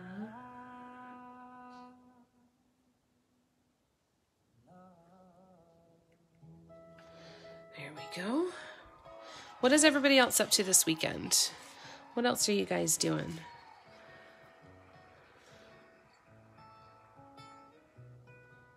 There we go. One more row of this blue, and then we're going to switch to a teal. And how are you guys making out too? Are you guys running up against any obstacles? Sharon, are those dots drying for you? Good thing you can pause and go back, right?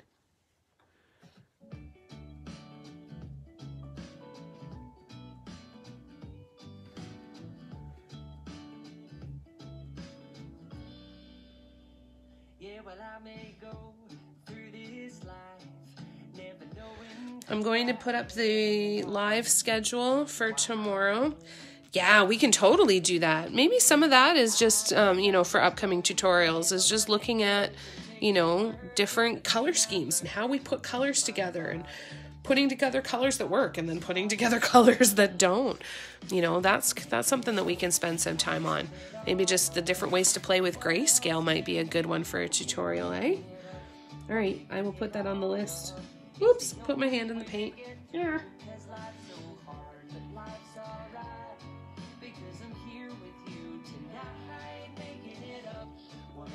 Watching football all day today and tomorrow. Nice. You gonna be painting the whole time while you're watching it, Jan? Or are you gonna take a break from painting? Do you do them both at the same time?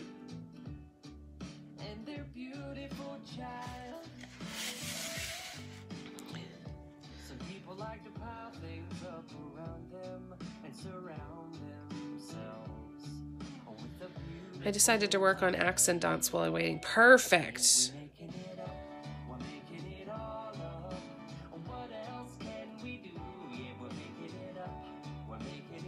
Perfection. Paint and draw and watch. Fantastic. That sounds like a great couple of days, Jan.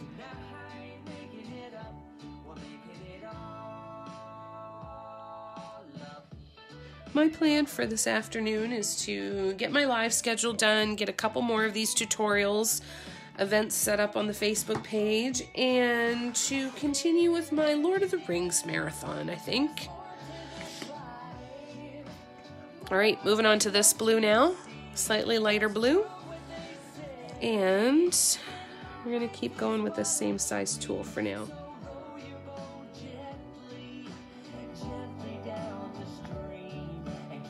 Ooh, I like this one. Oh, my voice sounds so terrible. I can't wait to be able to pan out and show you this from far back, you guys. I think it's gonna look good. Even though my paper is getting wrinkly. I promise next week I will do this on wood so that there's actually a finished project.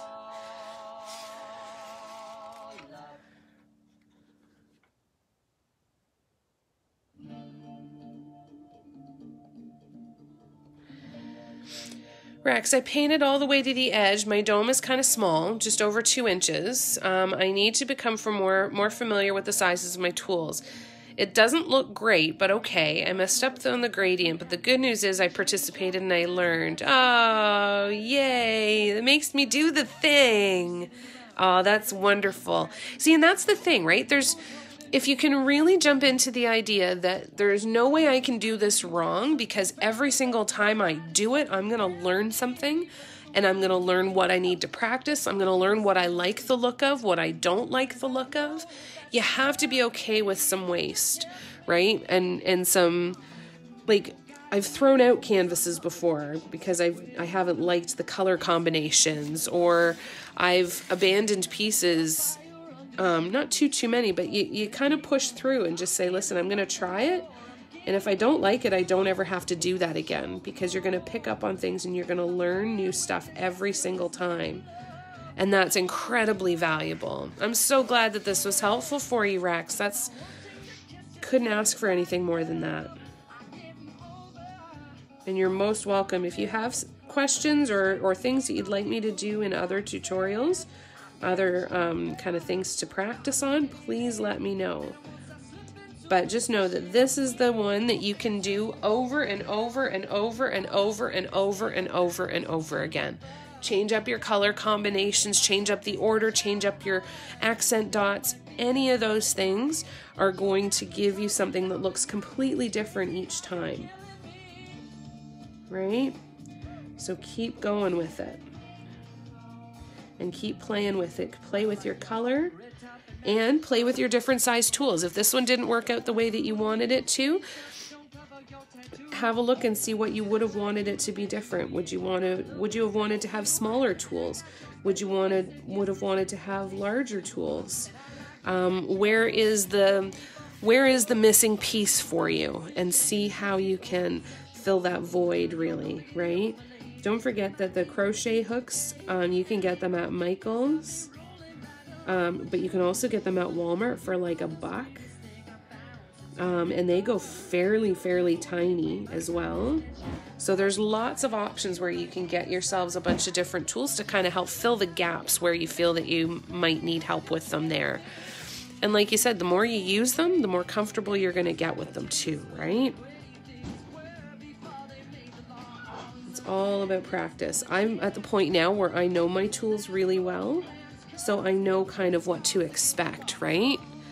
I know what to expect from each one of them, and I know how they most commonly act and what it's going to give me, what kind of design it's going to give me. You like my choice of music? Yay, I'm so glad. I love Jason Mraz. Jason Mraz makes my world a better place. I think he makes the entire world a better place, to be brutally honest with you.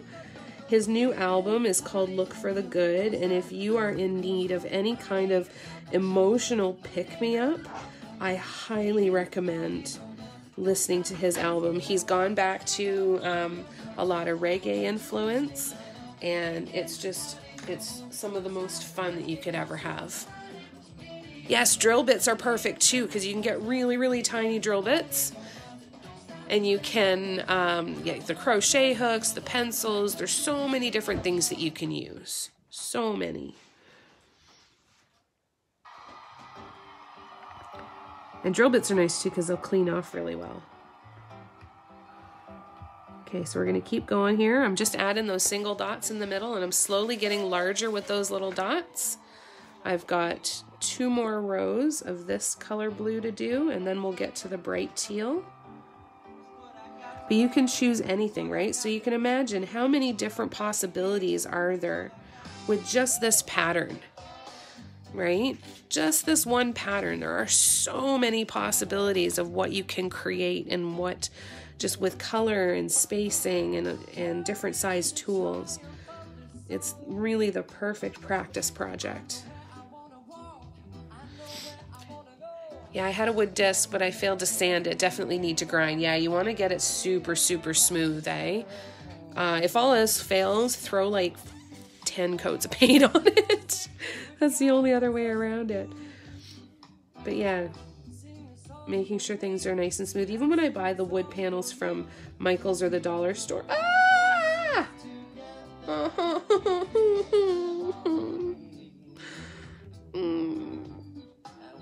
Shit.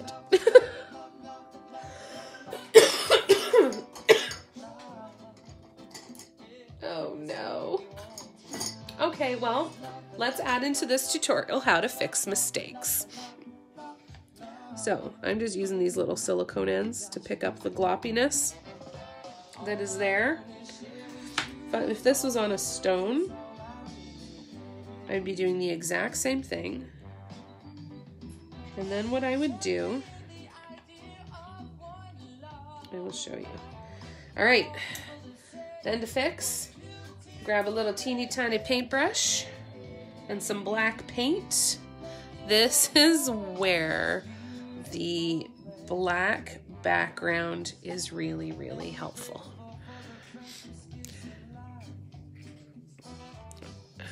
Failed to sand it, definitely need to grid. You like the grid lines too? Grid lines are really, really helpful, and it can help you a lot with your spacing too. So don't be afraid to use grid lines, you know. The reason I'm doing this one without grid lines is because I want you to kind of feel that you don't have to have the grid lines in order to make something work, right? So I'm just going to cover most of this. I don't need to cover the whole thing because I'm going to go back in with these colors and just paint over those dots and redo those dots. So we're going to let that dry. Oh, I should probably put the lid on my palette though, so I don't dry it. The paints that I'm going to need to use again. All right. Well, there you go. There's some excitement for you. All right, we'll come back to that. Yeah, don't be afraid to use grid lines. The reason I'm doing it here is because there's a lot of people that have told me that they don't have a way to do the grid lines, and they don't have the compass or anything like that, or the stencils. So it's possible to do it without. There are still lots of times, especially when I'm doing a bunch of petals, or you know when you see the designs where they do a bit of it and then they do a whole solid row, just a whole ring of the same color. I really like having the grid lines there for that stuff. It just makes me feel a little more confident with my spacing, and am I staying on track too? It can let you know, am I still going in the direction I wanted to go in, right? All right, oh, there's another gloppy in that middle of that paint. Where is that coming from? What is happening? All right, well, let me pick out some of this junk out of this paint. See what's happening here. I hate the hidden surprises.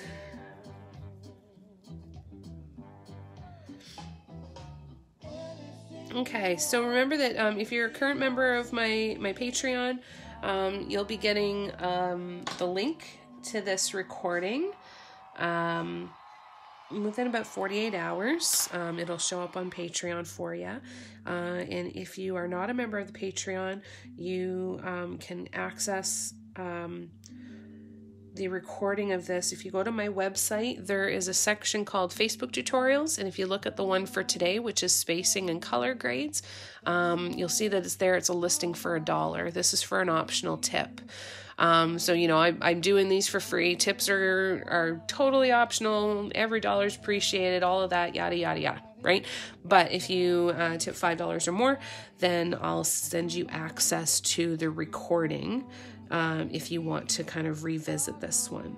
So in order to do that, all you'd have to do is buy quantity of 5 of the in the Facebook tutorial section of my website, because they're $1 each, so you just get 5 of them, and that would give you the access. I'd see it in my reports and send that over to you.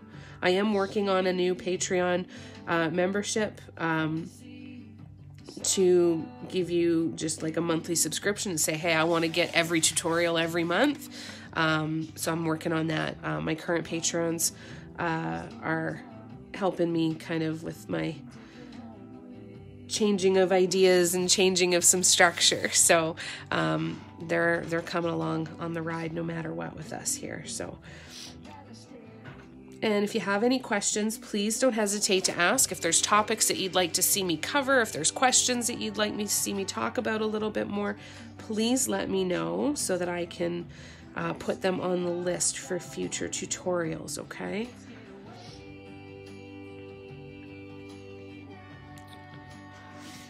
All right.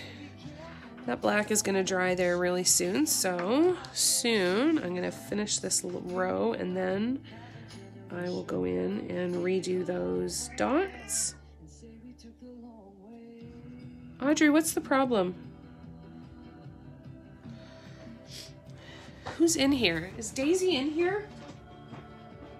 Oh, for fuck's sake. Sorry. Didn't mean to swear. I swear a lot. I do. In normal life, I swear a lot. But I didn't mean to swear as much. I'm trying not to swear as much on here. All right, let me see if I can fix this here. And actually, I'm just gonna go let Daisy out. Daisy, get out. Back up. Back up. Daisy, get out of here. I don't need a cat fight happening on my last. No, come on. Come on. Come on. Yeah, go on. Go on. Good girl. All right, I'm coming back. Sorry, guys. Wanted to avoid a cat fight. All right, back we come. All right, so I'm gonna figure out which tool I was using for these size dots. So I just go back in with my other tools until I find the one that looks like about the right size. Some people are organized enough to be able to just figure it out by looking at it, or they write down their tool sizes. I don't do that. There's a part of me that's like, wow, I'd love to be that organized. And then there's the other part of me, I'm like, no, I wouldn't. That's an awful lot of admin. I don't want to do it. You swear a lot too. Good.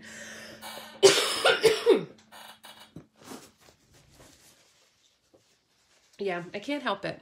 And I don't want to help it. Let's be real. I like swearing. I have no problem with it.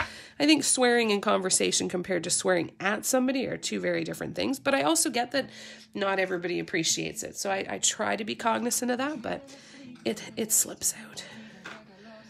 It just happens, right? Okay, so these aren't the best fixes, but you know, it's a little bit off center there, but that's okay. You get the gist. Oh, and I gotta do that one. So this color, there we go. Oh, that was the wrong color. Well, either way, we're okay. We'll get there. I'll redo that one too. It happens, right? Everything can be fixed. There's very little that can't be fixed. Right? You can always go back in and paint over it and do it again. Not the end of the world. I'll go back in with the right color in a little bit. Not me, don't swear. I don't swear much, just the cat's damn it, Na's face. That's amazing. I love it. Oh, so good. Ooh, congestion's coming back. Let's take another drink here. What is the dimension of your piece right now? How many inches across? Okay, bear with me and I'll grab my ruler and take a look. All right, just taking a drink. Let's see here. It is approximately 5 inches. I took in 2 ferals, made my original cat a bit upset. Oh no, but how wonderful of you to take them in. Are they getting along now, or is it still too new? All right, so now that we get out here, I'm gonna keep going, and I'm gonna just keep going with larger and larger dots. Because then you can even get into fun stuff too, like maybe I want to do top dots on these little accent dots, right? So many options.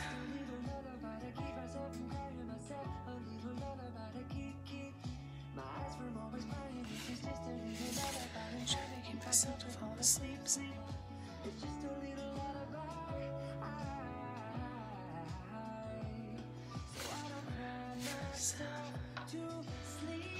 This is the teal that I painted my Lazy Susan with. My Lazy Susan is bright teal.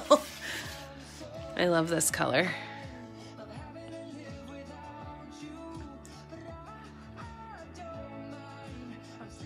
There's all kinds of things out there too. Like one of the things that we saw today that, thank you Barb for sharing it with me, because I've been thinking about going and looking at it again, is there's so many artists that have great courses on how they do dot art. Leona Hota, she is an incredible dot artist. She does the most beautiful, delicate work, and she does it all with paintbrushes. And she actually has a course. So if you ever wanted to learn how to do dot mandalas, but with a paintbrush, and just a couple different size paintbrushes, she would definitely be the one to go to, for sure. I want to take her course too. I think it would be really, really fun. She's got worksheets, all kinds of stuff. It's crazy, crazy. Usually they get along. They have their moments, right? They get ornery every once in a while. Well, I'm glad that they're getting along for the most part, at least. What a lovely thing that you did. So now I'm just putting extra paint on my dotting tool. That's what's helping me make the dots a little bit bigger again. And we'll keep going, and then I'm going to do a zoom out here soon so you can see from a bit of a distance. I find that these ones always look really impressive from a distance, right? That's when you get the whoa factor, is when you can see it from a little bit more of a distance. And when you're painting it, you get up so close to it, right? It's hard. You get really, really in it.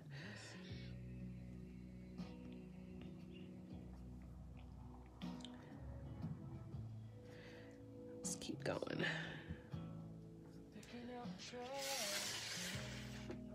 Just...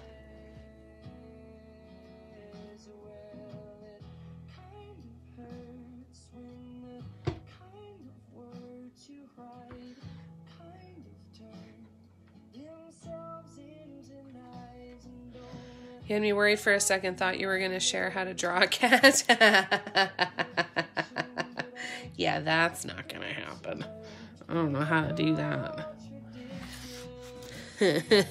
But I know what you're talking about. Maybe that'll be a tutorial. We'll do that one. That'll be the April Fool's tutorial. We're going to learn how to draw cats.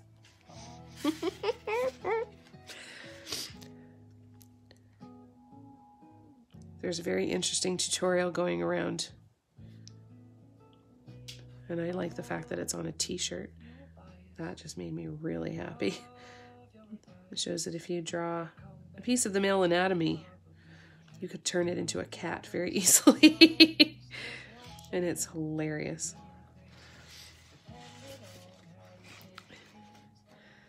We'll do that. That'll be the April Fool's tutorial. It's getting a little whirly twirly trippy. Yes!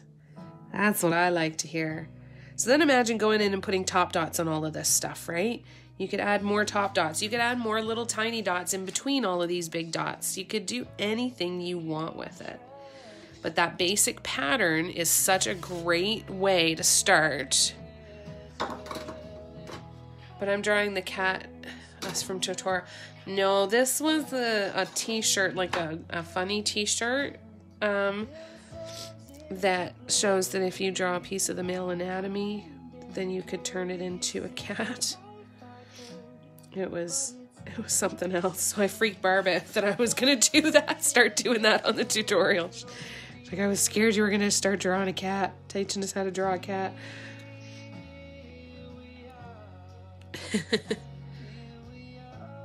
How to dot within an outline. Okay, that's a good idea. So like creating like those backgrounds and stuff too then, eh?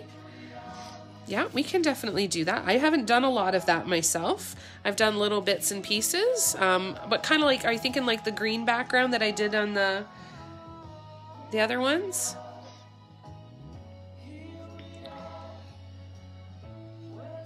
Well, that'll be something new for me too, so we can definitely do that.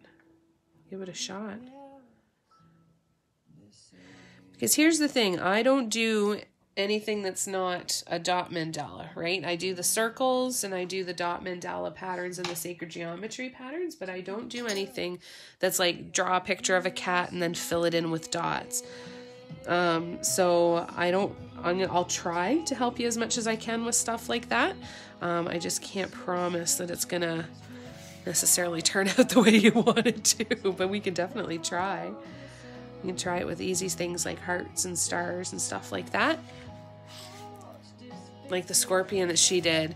Yeah, she's added stuff that I have never gotten really into and I've never really tried, so I'm not really sure. I'll have to look at her stuff and figure that out, because I wouldn't be able to draw that stuff to begin with, to even get it ready to fill in.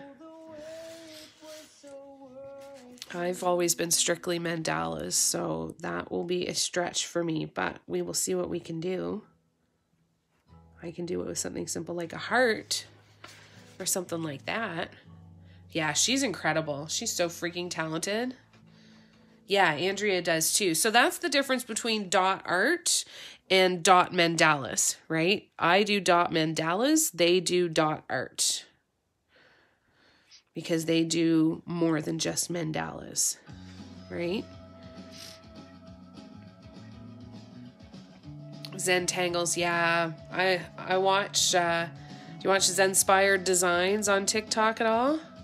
Yeah, she very well might be. We could totally ask her to. That would be really cool.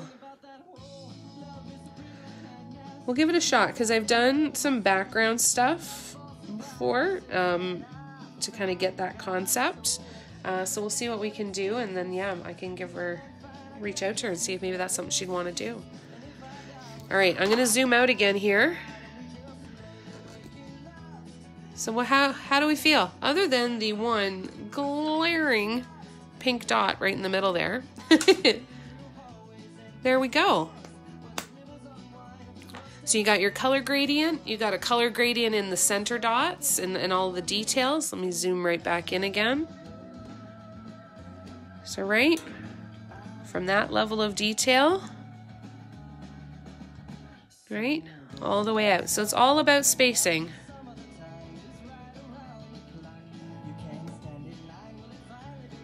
Right? Any questions on that? Why are they called Zentangles? Because they are larger images that are filled in with just kind of swirls and different designs that almost look like they're all tangled together with no real no real, I don't know if we want to say no plan, because I don't think that's true either, but no set patterns that go in certain places. Sorry, guys. One last nose blow for you before we go. But yeah, search on Instagram and TikTok, Zenspired Designs. Fantastic. She's incredible.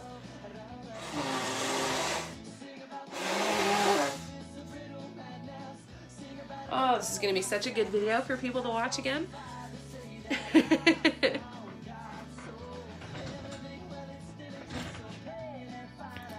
Yeah, have a look. Rex, I didn't want to talk about it earlier because I wanted to focus on the tutorial, but things have been rough. Viral case numbers are at record highs. Pandemic fatigue has set in, and so many people have stopped following safety protocols at all. I'm not qualified for any government assistance. Not that the U.S. government is taking care of their citizens. My mental health is suffering. I am alone. No family or pod. Have just been busting my butt to make ends meet. Physically and emotionally exhausted from it all. I'm tough and will come out on the other side stronger, but positive energy is welcome. Rex. Oh, Rex.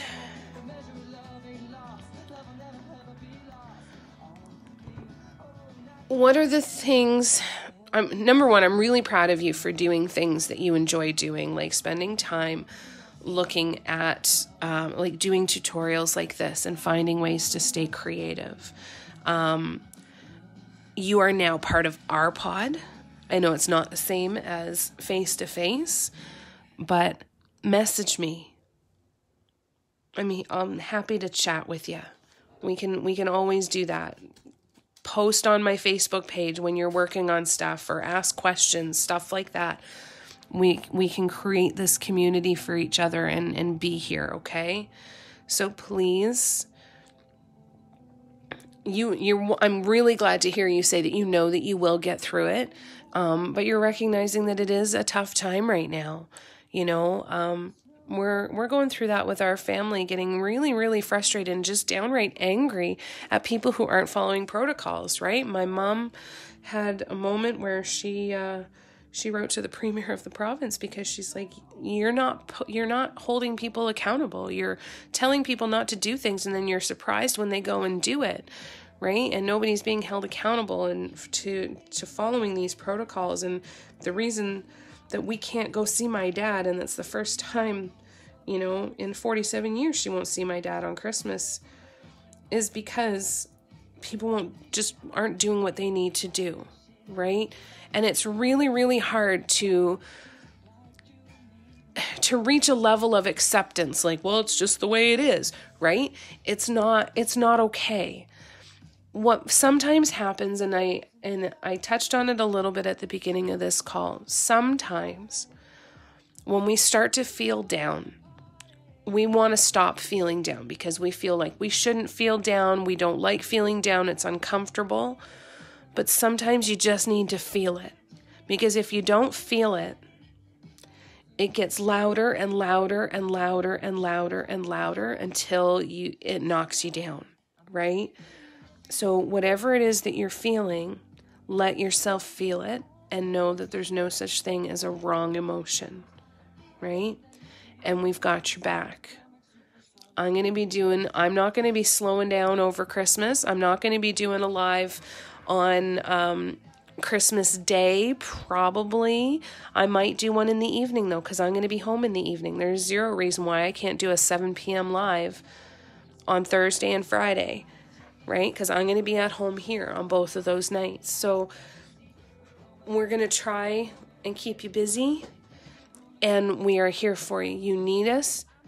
You need any of us. You message, right? We're here to help each other get through all of this stuff. You know, one of the things that I've always said is that I haven't really struggled with that since the beginning of all of this, because I like being alone. But there's a lot of people that don't, right? So let those of us who are doing okay and aren't struggling with that sort of stuff, let us help you, right? Because it's not easy for everybody. It's not at all. And it's hard to watch people act like they just really don't care about anybody but themselves, right? So let's just keep taking care of each other, message each other, talk to each other. We are now friends. That is a non-negotiable. That just is what it is. We are now friends, and we take care of our friends. Simple as that. I'm sending you so much love, Rex. Wrap your arms around yourself and give yourself a big hug, and know that it's from every one of us that's sending you so much love. And we can do it too, and we'll feel your love coming right back. Okay? All right? And we gotcha. I'm not slowing down. It's a horrible thing to say, but Christmas is not the same as it used to be. And I think that everybody experiences that to a certain degree as they get older, but it's just not the same, right? For the last couple of years, Christmas has just been another day, right? And it's lovely and it's fun, and a lot of people are going to have a great time, and I'm not going to have a hard time, but I'm just indifferent to it almost, right? Like, it is what it is, right? So, and it doesn't take away from it being special for anybody else. I hope everybody who wants to celebrate and do all of that, it's there, but it's just another day for me. So I'm still going to be here, and we're still going to be spending time together. So keep an eye on my schedule, because we're going to have lots of time for that stuff. You're a blessing too, Rex. Yeah, it's Zen-inspired. Yes, we're sending you so much love, Rex. I'm so glad. And we're going to keep doing that. Jan thought it was Fred. I'll have to do that. I'll have to go out and get a video of the creatures again for you soon. I think everybody needs a little rejuvenation from some donkeys. I think that'd be good for everybody. Yep, see? We've been code red for a month and extended till mid-January. The Canadian government has been great with support, but it's emotionally draining being isolated. Big hugs to you all. And like Jamie said, reach out. Good. Yes. Gotcha, Rex. We gotcha. Angie was here. Angie, if you're still here, I love you, my love. And even with strict rules, numbers haven't declined much. So there you have it, right? It's hard. Barb's alone Christmas Day. I'm going to be home by 4 or 5 o'clock, so I will plan a live, and we can all hang out with each other. Okay? So maybe we'll do that. I will take tomorrow off from the lives just to give myself a little bit more time to recoup again and kind of do a little every other day kind of thing. We'll get back on track starting Monday, and then Thursday night and Friday night, we will still do lives, and they'll just be in the evenings when I'm home, so we can still hang out. It's just another day, and we can hang out anytime. Y'all have been a blessing. So am I, of course. I'm Jewish. Yep. Lots of hugs. Yep. Yule Not Christmas. There you go. There you go. Cheryl, celebrate. Wonderful. Then we are totally going to do that. Shannon is up on you with the critter post. I know she has a unicorn. Yeah. If you follow the Shannon, yeah, she has a horse, and it's her unicorn, and it's beautiful. I love watching those videos. So yeah, I gotta step it up. I gotta get you some videos. I'll get you some videos of the chickens losing their minds when we give them treats. We give them bananas and mangoes and papaya and grapes and tomatoes. They get treats every single day. And I'll send you some video of the donkeys and the horses and send you some love. Yeah. Okay. We're sending you so much love. Yeah, we can totally do a tutorial on Christmas Eve. Why don't we plan on 7 till 9 Eastern on Christmas Eve? So Thursday night, 7 to 9, we'll do a tutorial. So we'll do that here on Facebook. I'll get the event up and ready to go, and we'll do some walking dots. How about that? Yeah, I'll do some videos for you, Rex. Yeah, he's beautiful. He's a beautiful animal. I'll definitely start taking some more of those videos. Yes, I did watch the mini furry donkey video. Oh my god. Oh my god, you guys. There's so many of these cute little critters. And then there's a TikTok account that's called For the Love of Asses. And it's a donkey sanctuary. And every day they show these donkeys getting hugs and ear scratches and resting their head on people's shoulders. It's just absolute heaven on earth. And then the one where they leave the door open to the house and all of the paddocks are right on the and then the animals come right in. Awesome, I'm there, and we'll have my wooden disc sanded and centered and gridded out. Fantastic. All right, so let's do that then, you guys. Thursday night, 7 till 9, we will do a tutorial. We'll do it here on Facebook. I will create the event today, so it'll show up on my Mandela Love Affair page, Facebook page, and I'll do a post to kind of talk about that. And maybe we'll do walking dots and we'll pick some fun colors. But pick whatever colors you want, okay? And then we'll do some kind of live, probably here on TikTok I'm not on TikTok. On TikTok on Friday, and we're just going to keep going as per normal, okay? So I'm going to take tomorrow off from lives. We'll be back on Monday, and we'll just jump right in, and we'll have a great week with lots and lots of painting. So we are going to do the Facebook tutorial live on the 24th from 7 till 9 Eastern. And then on the 25th, we'll do a live as well, but on TikTok. We'll do a TikTok live on the 25th. We'll do a Facebook live tutorial on the 24th. How's that sound? Sound okay, you guys? I hope that this tutorial was helpful for you. I hope it's given you some other options for getting in there and doing some practice with this pattern. When you can get this pattern down and keep practicing it and get the different spacing, the possibilities are endless.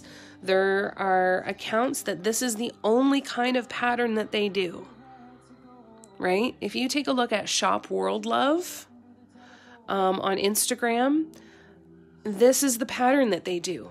They do color grades, they do color changes, they do all kinds of stuff like this. So take a look at that account and just kind of get inspired with this and see how you want to play with this. And this is the best pattern to do for practicing your spacing and really starting to kind of get into the spacing and getting to know your tools and your paints, okay? And I will look forward to being able to spend Christmas Eve and Christmas Day with you guys. And it's going to be the best of both worlds. I'm going to get some time with my mom, going to get some time with you guys, and getting some time to do the thing that I love the most, which is painting. So I'm really looking forward to it. We're going to have a good week. I'm sending you guys so much love. Rex, sending you heaps and heaps of love and virtual hugs all over the place. The name again is Shop World Love. And that's the Instagram account for that one. And they have all kinds of these designs. It'll let you know how many options there are for doing designs like this and patterns like this. And like I said, you could just do this and just play with color. Okay? Yes. Yeah, they do spirals. A lot of the spirals and a lot of the color grades, all that sort of stuff. Okay? And yeah, because this is the basis of a spiral, right? So there's so many options with this one pattern. If you're going to sit and practice, this is the pattern to practice. Okay?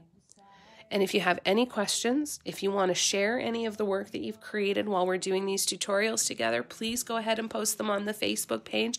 Would love to see them. Barb is adding you all on Facebook. Get ready. Fantastic. You're most welcome, Jan. Sending you guys so much love. Thank you for spending so much time with me today. I hope you've had a good time, and I hope it's inspired you to keep painting and keep creating. This will be the last tutorial that I start off with canvas, so going forward, it'll be stone, it'll be woods, like the wood panels. We'll figure stuff out, so we'll be better prepared for next time. But any questions at all, please let me know. And otherwise, please take care of yourselves, give yourselves some love, and just spend some time doing only the things that make you feel good. And if that means curling up on the couch with a cup of tea and a book and a snack and a nice comfy blanket, do it. Do what you need to do to look after your soul. I love you guys so much, and I will look forward to seeing you again very, very soon. I'll put the schedule up later this evening, okay? And so I won't see you tomorrow, but I will see you again on Monday. Love you guys. Bye. Mwah, mwah, mwah. Bye, guys.